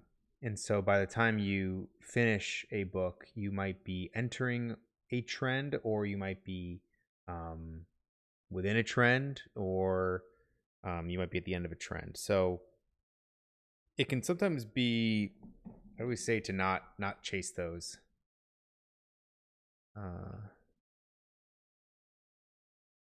Yeah. If you're already chasing the trend, you're already too late. Yeah, unless you're chasing a trend and then you work on something for like 10 years, and then and then maybe there'll be a new trend. Yeah, there's like, but there are some things that no matter what and no matter how oversaturated it is, they're always going to be popular, like vampire stuff. What's interesting now is that I think fantasy, or what, it's not fantasy, sorry, uh romance fantasy and even romance in general, the enemies to lovers trope is kind of being overused right now. And we're seeing a lot of stories use it. So we'll see. It's always interesting to see then if things kind of fade out or how they change. I think there was somebody that also said or there's a comment in the chat that said something around taking trends that might be trendy right now and then putting a fresh spin on it and making it original that way. Because yeah, nothing inherently is original by itself or alone. Um, how many revenge tales come out every year, get published every year? It's those kinds of things. There's certain story elements that just you reinvent them via the way in which you tell it or the characters that you have or the manner in which you kind of structure it. Don't worry about trends. If you have a good enough story, even if the market is somewhat oversaturated, it'll have an audience. Yeah, that's also true. That can be true. Um, that can be true. Some talks about cats on keyboards. They are helpful and also distractions at times. What is interesting is that dystopian, I feel like, has totally disappeared. And maybe that's just because it's not as popular anymore, but dystopian, like, gosh, was it 10 years ago? Was like peak dystopian stuff. Or at least maybe the 2000s up to the 2000 teens, maybe mid 2000 teens. There was like every year there was some new dystopian is coming out. I think they should make good writing into a trend again. Man, I really miss that trend. Yeah, well said. Um, but yeah, I feel like dystopian is like, for whatever reason, either there isn't that much anymore, or um, it just isn't getting as much marketing attention.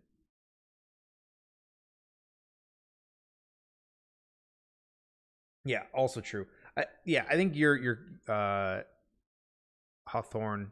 Um, I think that that's exactly right when it comes to trends and when it comes to tropes. Is that it's kind of what is the new perspective you can add to it. Um, trying to well, so this is all about intentionality, right? You want to be intentional with the decisions you're making in your story.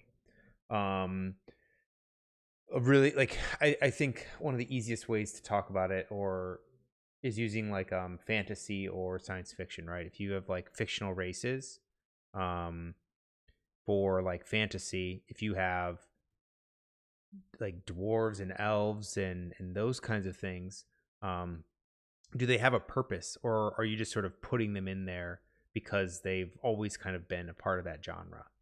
And I think being intentional with the things that you're including in your story, whether they're trends or tropes or whatever, as long as they're there for a reason and you're intentional with them being a part of your story, then you move away from that trendy tropey feel, and it becomes more integrated into the story that you're telling.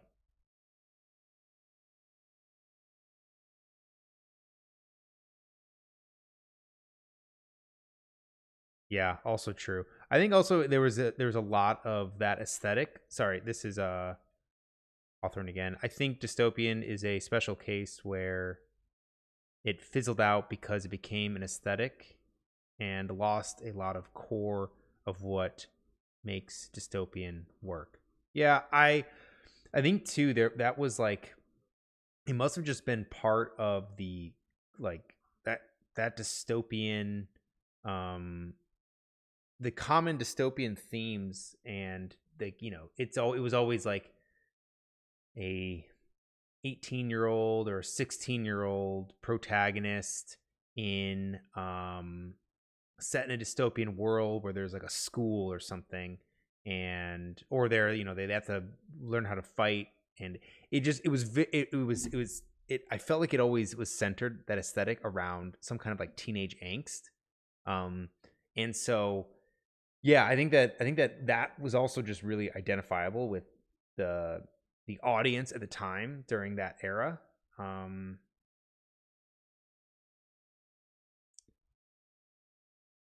yeah, so maybe that was a little bit why it's kind of fizzled out, where like we've just kind of grown out of that in the current, YA dystopian audience is now adult, and the current YA sort of, or that age group, just doesn't isn't resonating as much with dystopian.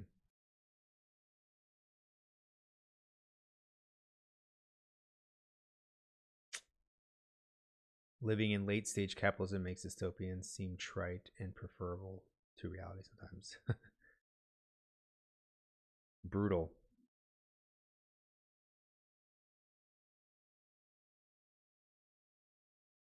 Yeah, I think that too.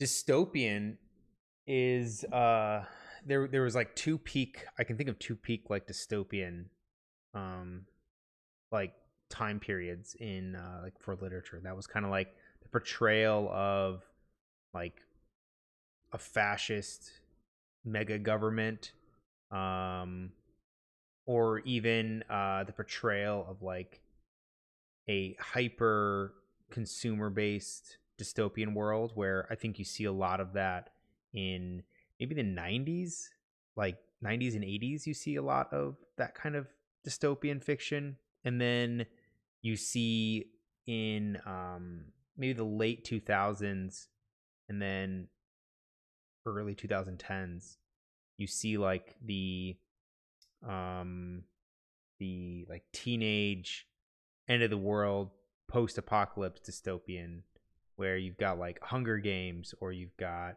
Maze Runner, or you've got Divergent, or you got all these other kind of teenage YA type teenage protagonist YA geared audience dystopian.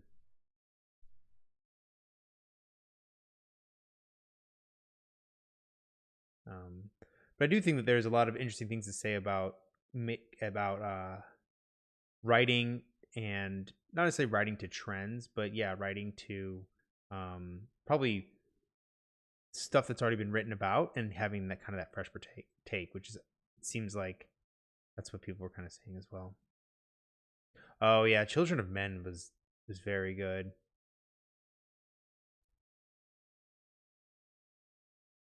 Yeah, 2010 plus definitely made dystopian more gamified. Yeah, Children of Men was really well done. Gosh, that one.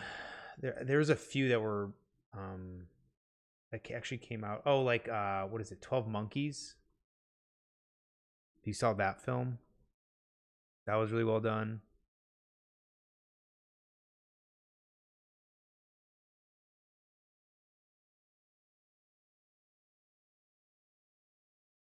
But we have actually, there has been sort of the resurgence of like post-apocalyptic type stuff.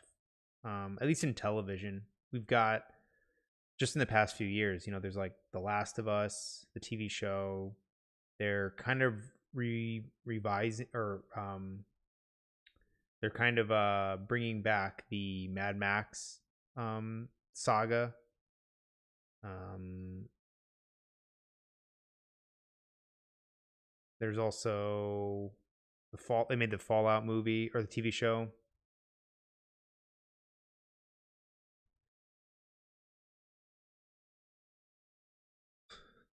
I think games can pull off the dystopian genre well because it gives us an excuse to beat up demons for no reason. Yeah, sometimes. Although I don't know what demons are in dystopian.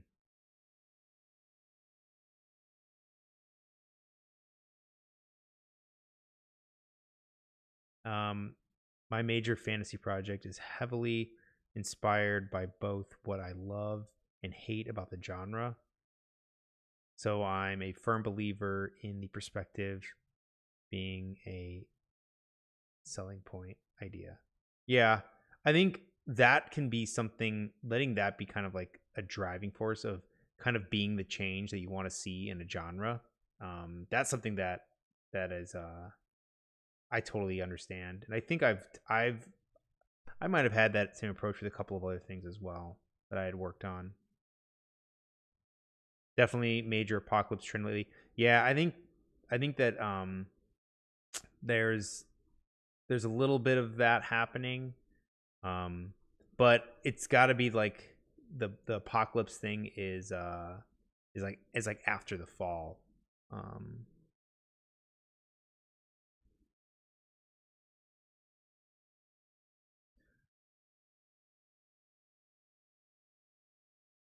Um, I read a book that had the theme of people can't be trusted. I was expecting the protagonist to learn how to trust again, but the end was just no one can be trusted. So it seems like that might be like a flat arc if they started out as a character that didn't trust anybody and then ended the book with still not trusting anybody, or it might have started out as them trusting somebody or trusting people, and then in the end finding that they can only really trust themselves, and in that case it might be a negative arc. But do you remember the title of the book?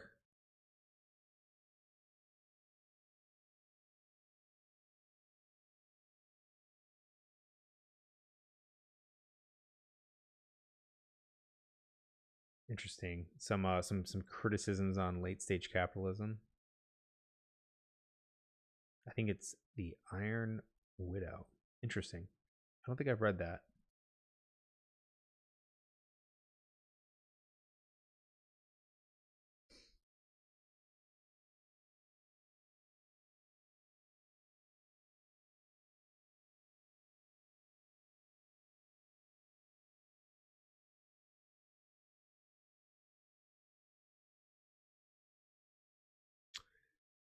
Brian Hurt. Where'd you are you just an are you just an avid consumer of um economic text, or did you study that, or I'm curious where you've gained your knowledge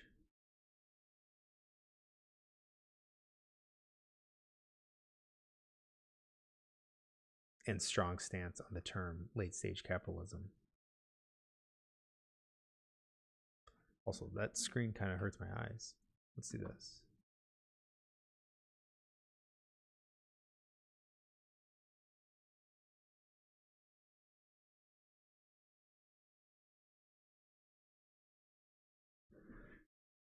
Oof, yeah, I really don't like those kinds of stories personally. Then again, a big thematic undertone for me is the fight to push through nihilistic despair. Yeah, I think there is there's definitely a preference towards subtle themes. And I definitely appreciate a more subtle message. Um, but sometimes it depends on the story.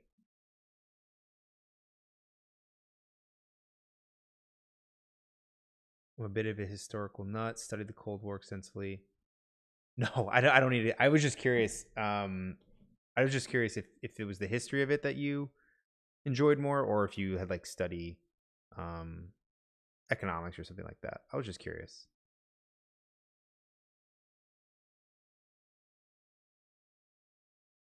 This is turning into the philosophy chat now.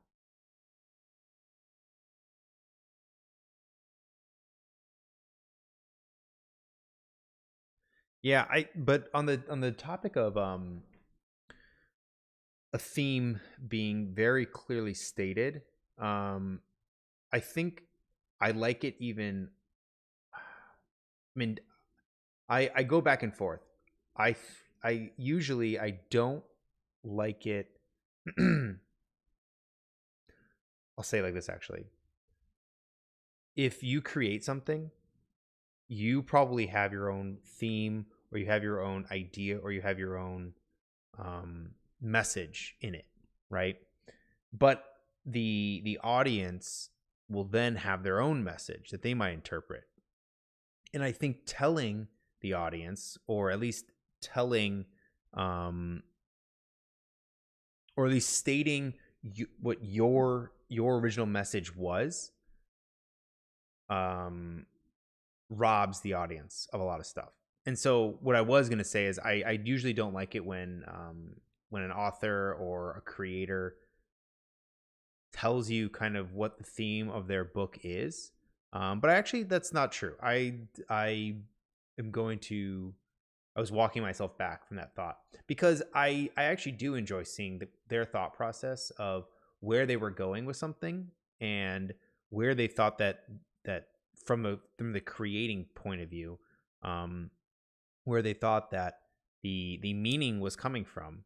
Um, However, sometimes then that gets thrusted upon the audience, and um, yeah, it kind of robs the audience of having their own interpretation of things. I've always been a big fan of ambiguity in fiction. Not like ambiguous writing, where where it's confusing what people are saying from a grammatical standpoint, but more so um, ambiguity in terms of themes, or in terms of conclusions to characters or plots and stuff like that. Um,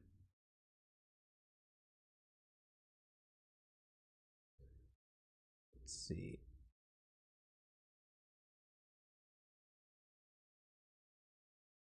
Yeah, sometimes getting preachy can yeah, that can be a case too, is if it feels like a book is more so preaching to you, especially in like fiction and stuff. I think preachy fiction is usually almost always looked down upon. Um but I do like hearing and seeing where a author is coming from, with their work, because sometimes it helps. Sometimes it helps better analyze stories because you might have been way off on whatever the messaging end is, and then either that changes kind of how you look at that story, or it changes how you look at stories in general. Um, but it can also help you with your own writing and being like, okay, X book or X story or X movie tried to have this message, but in the way they portrayed it, totally missed the mark. Why did it miss the mark, or why did that go wrong?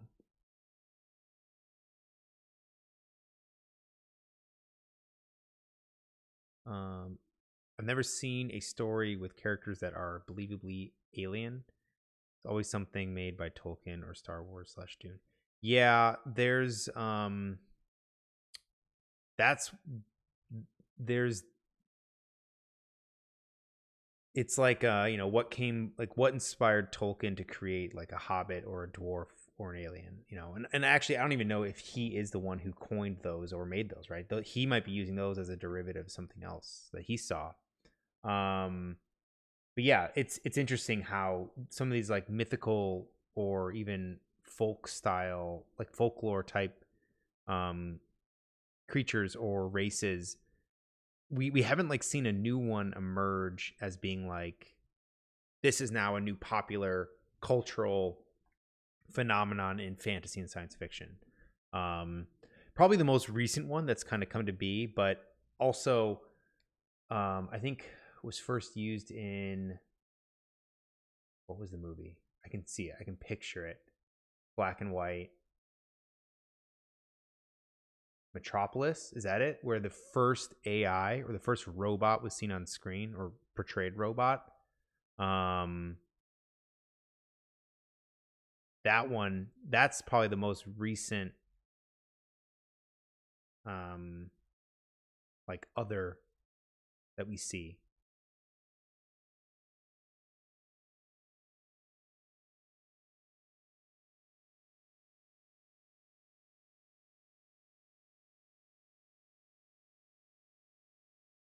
um I think subtly centralizing the story around theme can work. Where it doesn't work for me is where it feels like the theme was added to the plot instead of shaping it. Yeah, I always say too that the theme should really more so um, be around the characters, and like themes should really be a reflection, or the characters should really be a reflection of the theme, as opposed to um, the message of the story being something that's then taken from the plot, right? Because I think that is where it becomes too obvious. And but also in the same breath, like a character arc, if you have a character come to this like epiphany in the last few scenes, or in the last few chapters, that also can be very um very like they're beating you over the head with a certain message of, this is what the story is really about. And that can be something that is very ham-fisted. um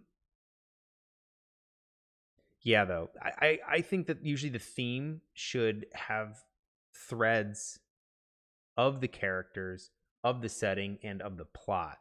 Usually that's where I try to strike kind of a nice balance between.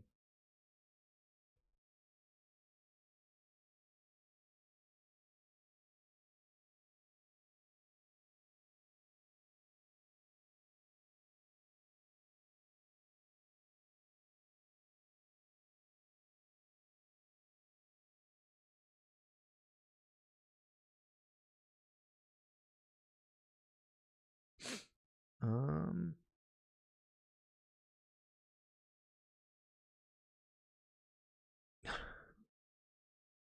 you're still going. I hope that's in reference to me, that we're still going here.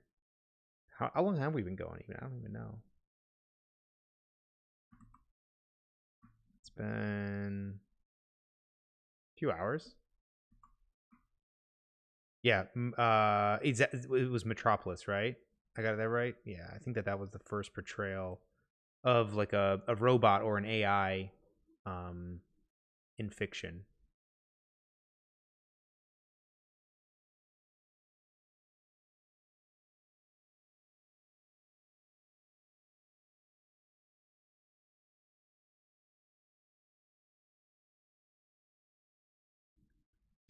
What Brian said, Tolkien was heavily influenced by his work.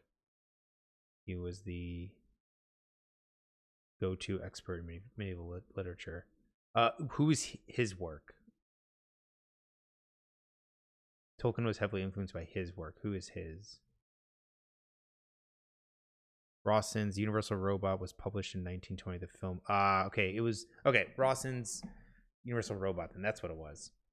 Metropolis portrayed it though, or something. Anne was a human-skinned robot used to stir discontent among the working class. Yeah.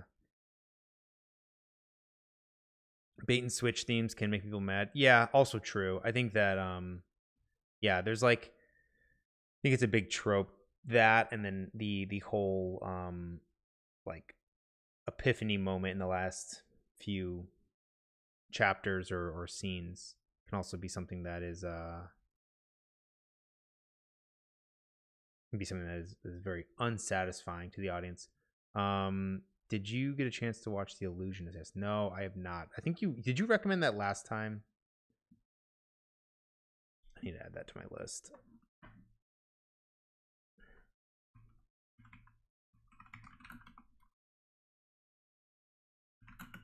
Did you recommend it last time?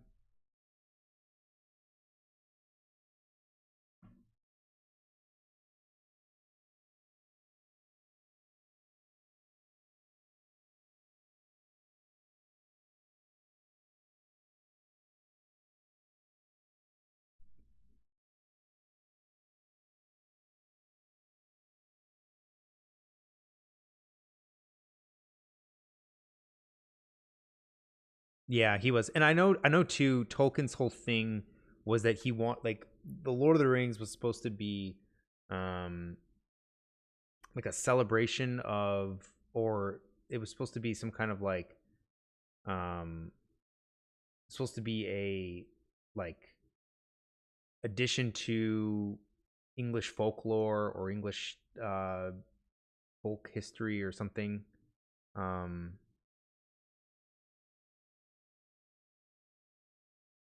Thematic conflict beats bait and switch themes every time. Yeah, thematic conflict is also very true. Um, Thematic conflict is always kind of the best kind of conflict. Usually, that is what's going to feel the most weighty, but also feel the most well placed. If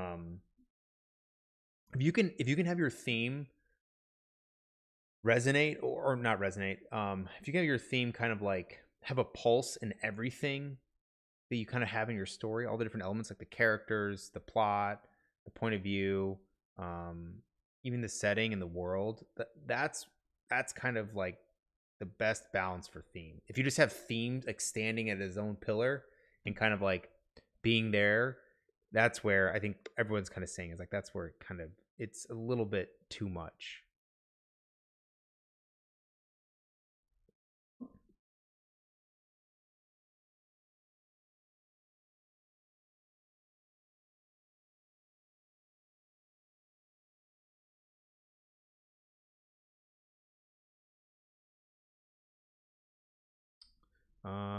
I think thematic conflict is most effective when it's a single character struggling under the weight of that thematic conflict.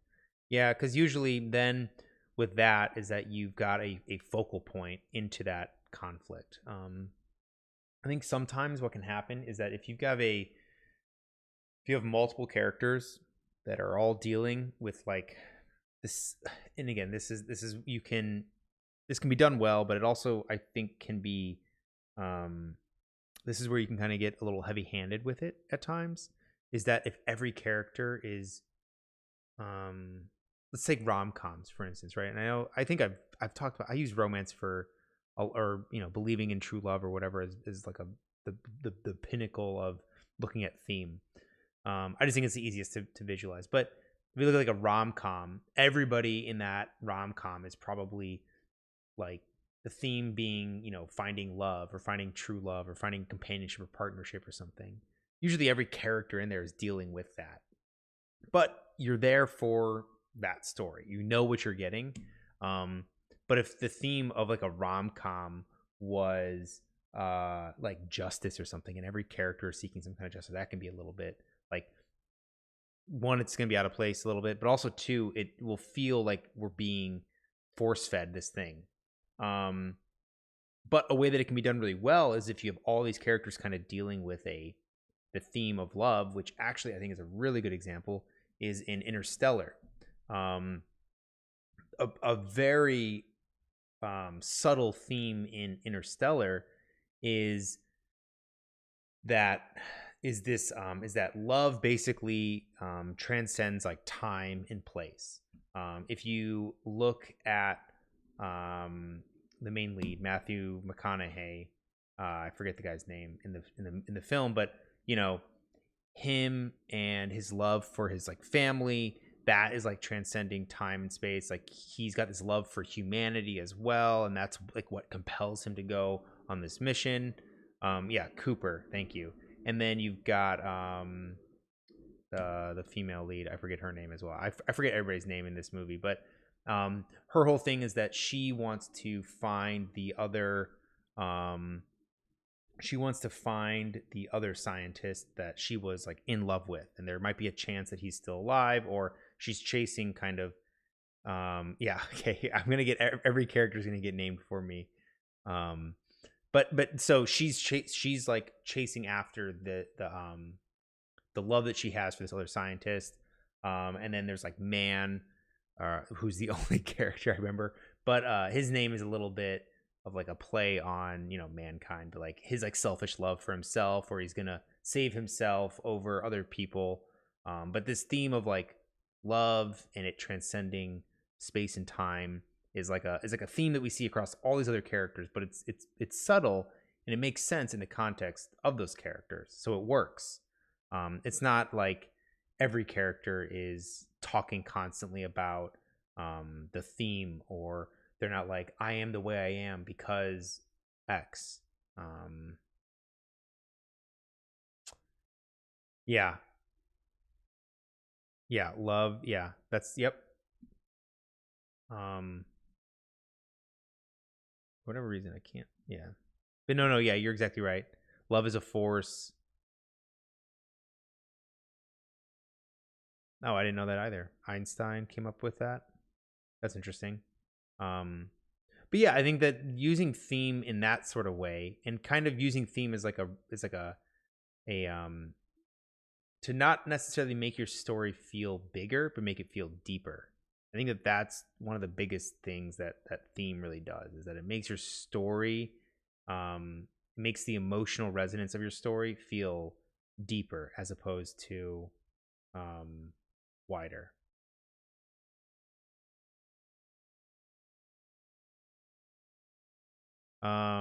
Actually, I do have a question this morning. How do you approach writing a character with vastly and more worldly experience? How might one portray somewhat realistically someone who is immortal? So there's a few questions kind of nestled in there, right? So how do you portray someone with worldly experience, and then how do you portray someone who is realistically immortal?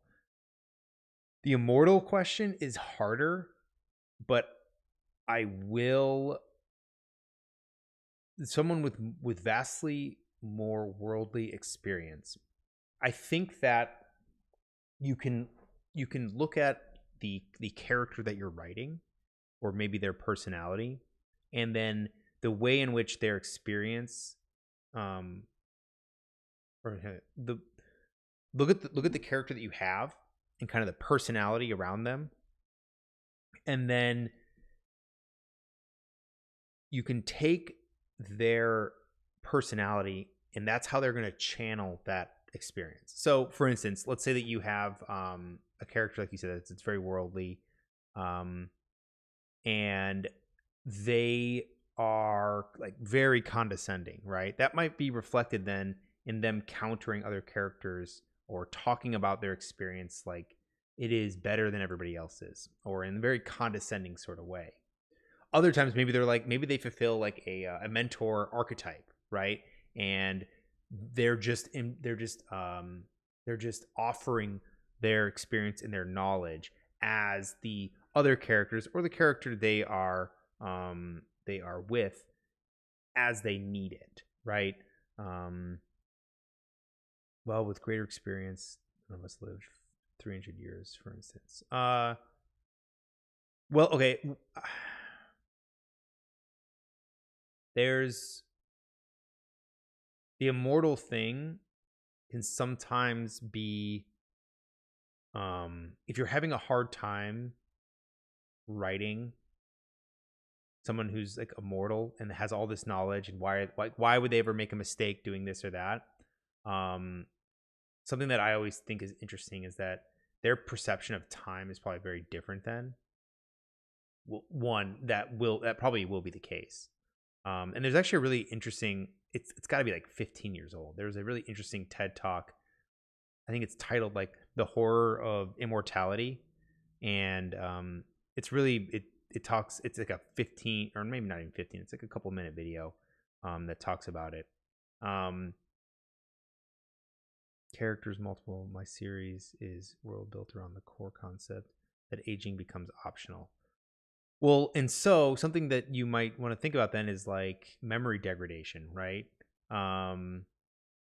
Or like maybe they have to like is there some sort of limiting factor to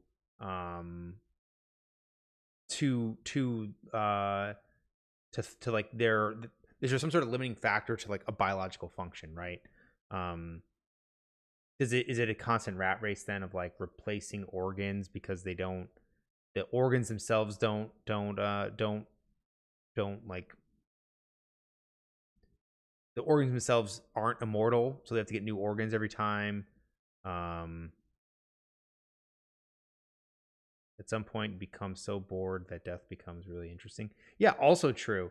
Yeah, I there's a lot of very interesting things you can do, but speaking specifically about like experience, how do you write somebody that has more experience, and how does that come off?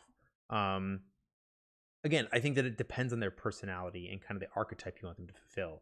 Are they going to, like I said, are they going to be like condescending, or are they helpful? Are they extremely bored of stuff? Do they have have their goals sort of changed? There's a lot of different ways that you can kind of take that.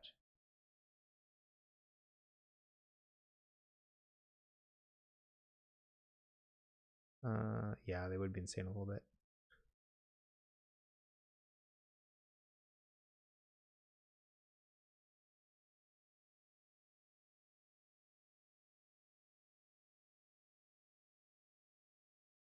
I mean, you could even have it where they have to get like their memory purged like every 10 years or something like that too.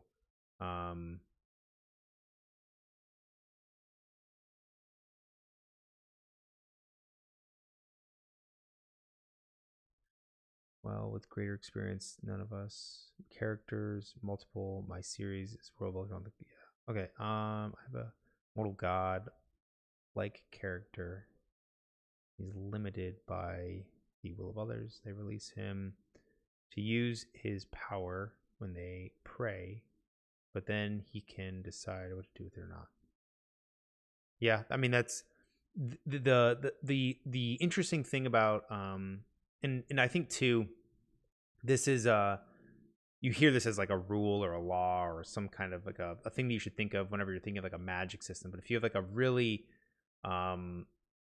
invasive, not invasive, if you have a really powerful or some kind of scientific aspect that far exceeds or solves a lot of problems, think about what what it can't do, right? What are the limitations, right? Sometimes in magic systems, the more interesting part is the limitations of that magic system, is what the boundaries are. And so using the immortal character, right? Maybe they get insane, or they maybe they have really really poor memory, right? And they actually can't remember that far back. And so maybe there's like the theme or something baked into them being like, you know, what's the point of living this long if, like, you outlive your spouse, or you outlive your family, or you can't remember your family. Or maybe there's other things that they now desire. Maybe they're very very ambitious, where they're now thinking not necessarily in the short term, right? Most people think in short term gratification. Long term gratification or long term investments are things that are hard to do and aren't done all the time. But maybe this character, or an immortal character, only ever thinks in terms of like what's going to happen in 100 years. In part, maybe that's because 100 years actually only feels like a year for them. Or it could just be that that's just like a part of that character.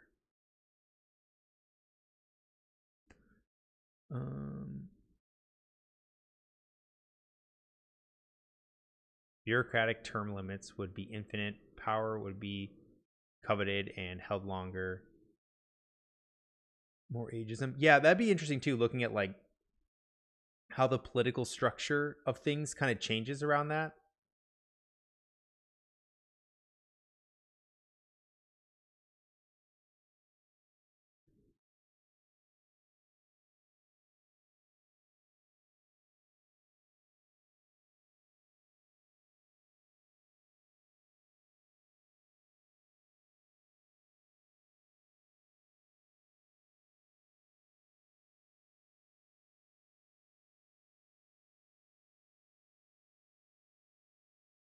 Yeah, could be that. Could be the adaptive responses my characters have is that they get bored, many retreat into virtual worlds building games for each other.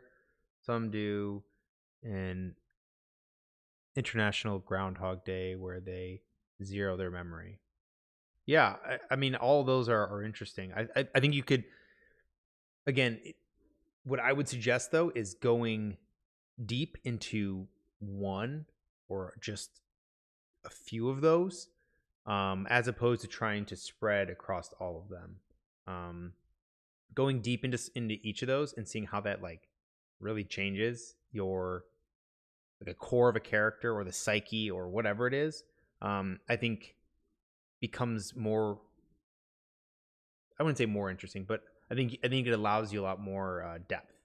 Well, obviously, but I think that it gives you, it makes you really explore that being a aspect of your world or of these characters. I had a 300-year-old character in my last book, and he was more of a mentor to the main character, and his goal was preserve his species. Yeah, so that's another thing too. You can have a character be a mentor character, um, and even if they're a mentor character, they can still have their own unique personality. They don't all have to be like the Gandalf mentor, lovable old man character. It can be, they can be harsh, or they can be cold, or they can be, like the drunken master or whatever. They can be all these other different things.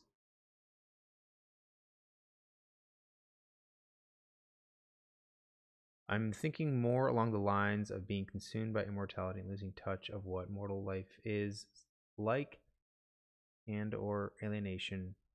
Um, Yeah, also true, because you got to really think about how that would change your perspective and how you perceive other people, right? I think that that you're no longer, you are an alien at that point, right? Your perspective and the way you interact with the world is going to be so different, so foreign. I mean, think like, if you're going to be immortal, why, what stops you from like investing, I don't know, $1,000 into the bank account and knowing that you're going to live forever? So what, no, like at whatever time, a year feels like a few seconds, or 10 years feels like whatever, and then collect money. Then you could probably live very differently than other normal, not mortal people.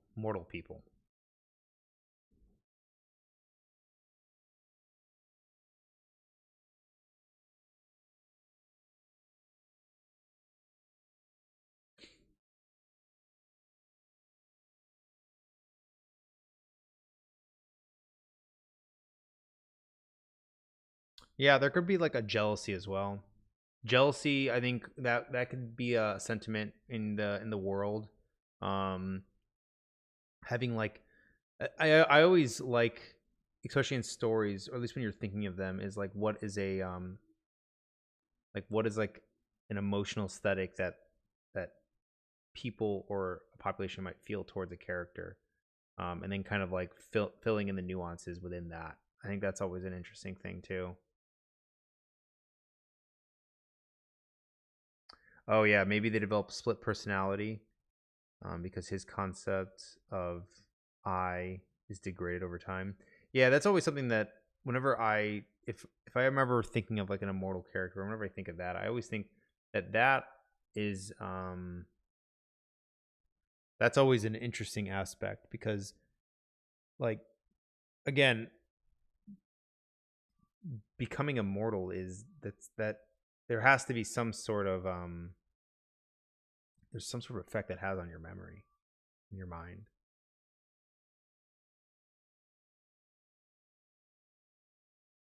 Well, also too, so if there's an age, but you see where I disagree. An ageless public wouldn't be prone to falling for the same trick. Ambition would become a wall. Maybe. I mean, maybe, right? But again, if your memory is eternal, you're gonna forget stuff, and it doesn't make your memory isn't rock solid, and our perceptions are always flawed. Um, One thing as well is that do people reproduce, right? If an entire population, if there's no nobody's if there's no nobody's dying, and are people even fertile for that long? Can people be fertile? Does the range of which you can carry a child change, if you can live for thousands of years? There's a lot of aspects you can kind of dig into that might be worth exploring as well.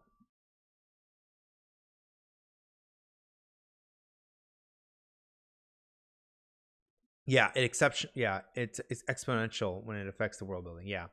um the reality of longevity is the rich get it first. Yeah.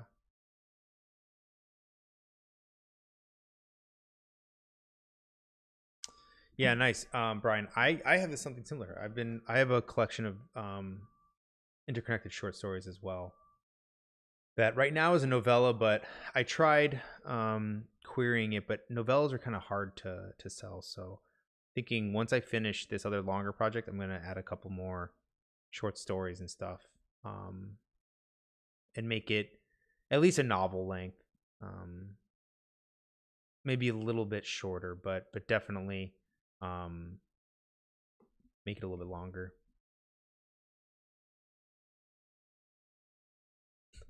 You've been away for a few minutes. What did you miss? A lot of talk on immortality.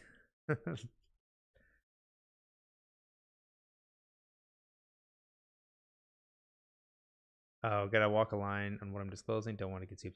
Yeah, true. There's, there's like the public domain and stuff like that, but none of us are gonna be able to match your voice. Um,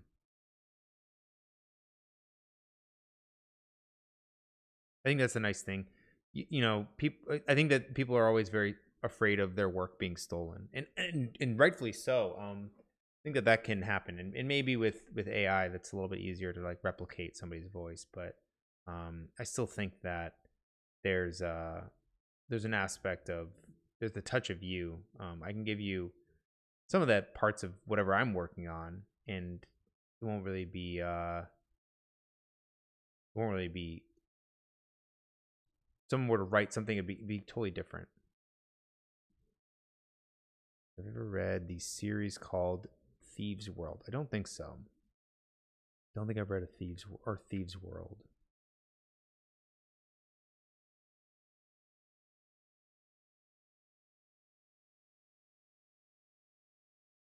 When was it published? Do you know?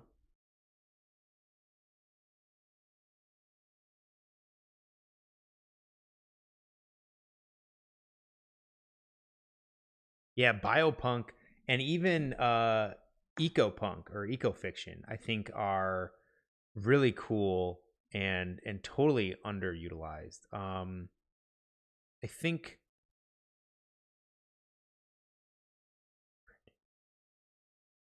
yeah, we're printing meat and close to longevity. Pretty sure it's about as like yeah. So some really cool. I think I think I throw them into biopunk or at least ecofiction or something like that. But uh, one that really comes to mind. Actually, I don't know if it is. I thought that Gideon the Ninth was a little bit biopunk. Um, I also thought that there were some elements of um, biopunk in Annihilation. These World mid '80s. I'll check it out too. Um, Bioshock, yeah, that's biopunk. That's also a little bit though steampunk. Um, Bioshock, yeah. It's funny the unless it's like cyberpunk or steampunk, any other punk aesthetic for a story becomes like, well, it's a little bit of this, it's a little bit of that, it's a little bit of this, it's a little bit of that. So yeah, biopunk's cool. There's definitely not as much. Same with ecofiction. I think ecofiction and biopunk are similar. Um,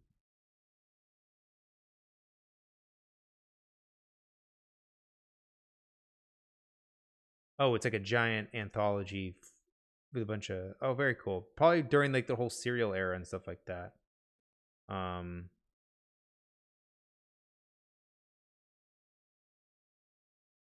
I've had a few. I actually, now that I'm thinking about it, I think some of my short stories are considered somewhat biopunk.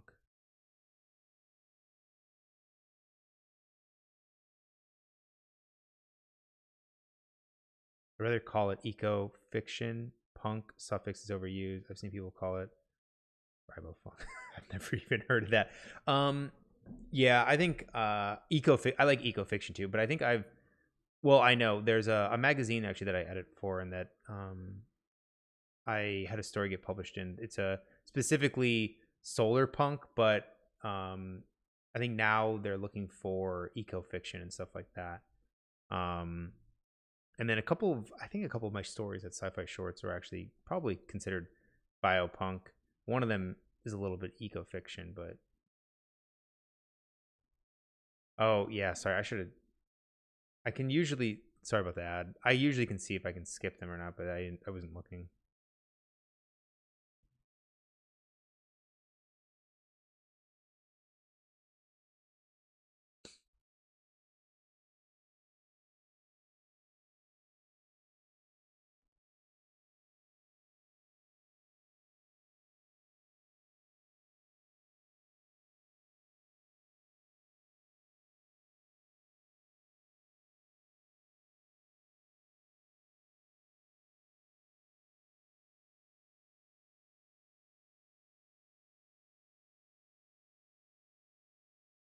Oh wow, those are some big names. Yeah, I'll check it out then too.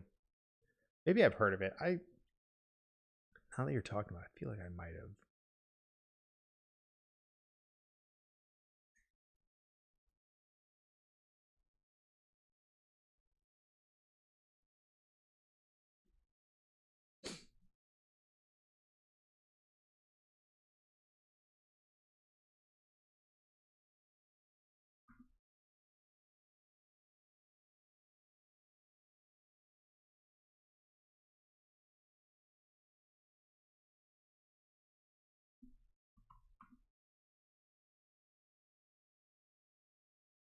All right, we might be wrapping it up for today, or at least for this morning. Check out Mars Express. You get the chance. French perspective sci-fi. Yeah, that'd be cool. I will say, a lot of like, let's see. Anyway,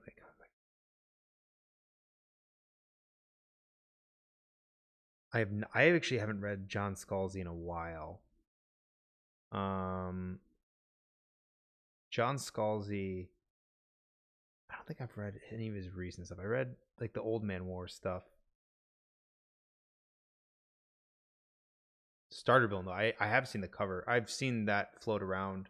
But yeah, no, yeah, thanks everyone for kind of hopping on.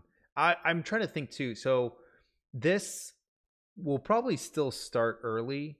I want to try to think about working in another stream slot as well.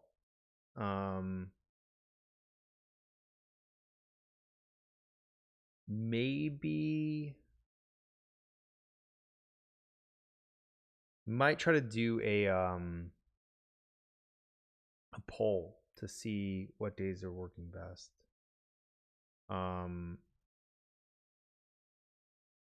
Don't catch the world building disease. I'm infected. Yeah, I think we all have a little bit of that. I'm trying to think of when we might want to do another stream slot.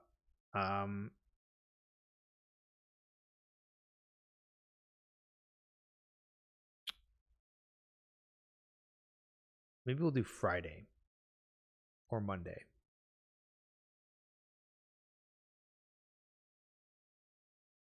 Friday or Monday, maybe.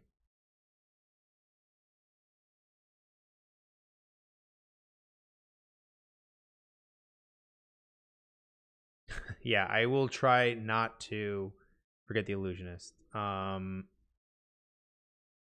thank you everyone for hopping on. This was fun. Good conversations. I have a video coming out this morning, so stay tuned for that. And then I'll try to figure out when we want to do another kind of writing session, because once a week is good, but I think we can probably do two. Yeah, I had fun too. All right. Have a good rest of all of your days or evenings or mornings, wherever you're at in the world. We'll talk again soon. Thanks, everyone.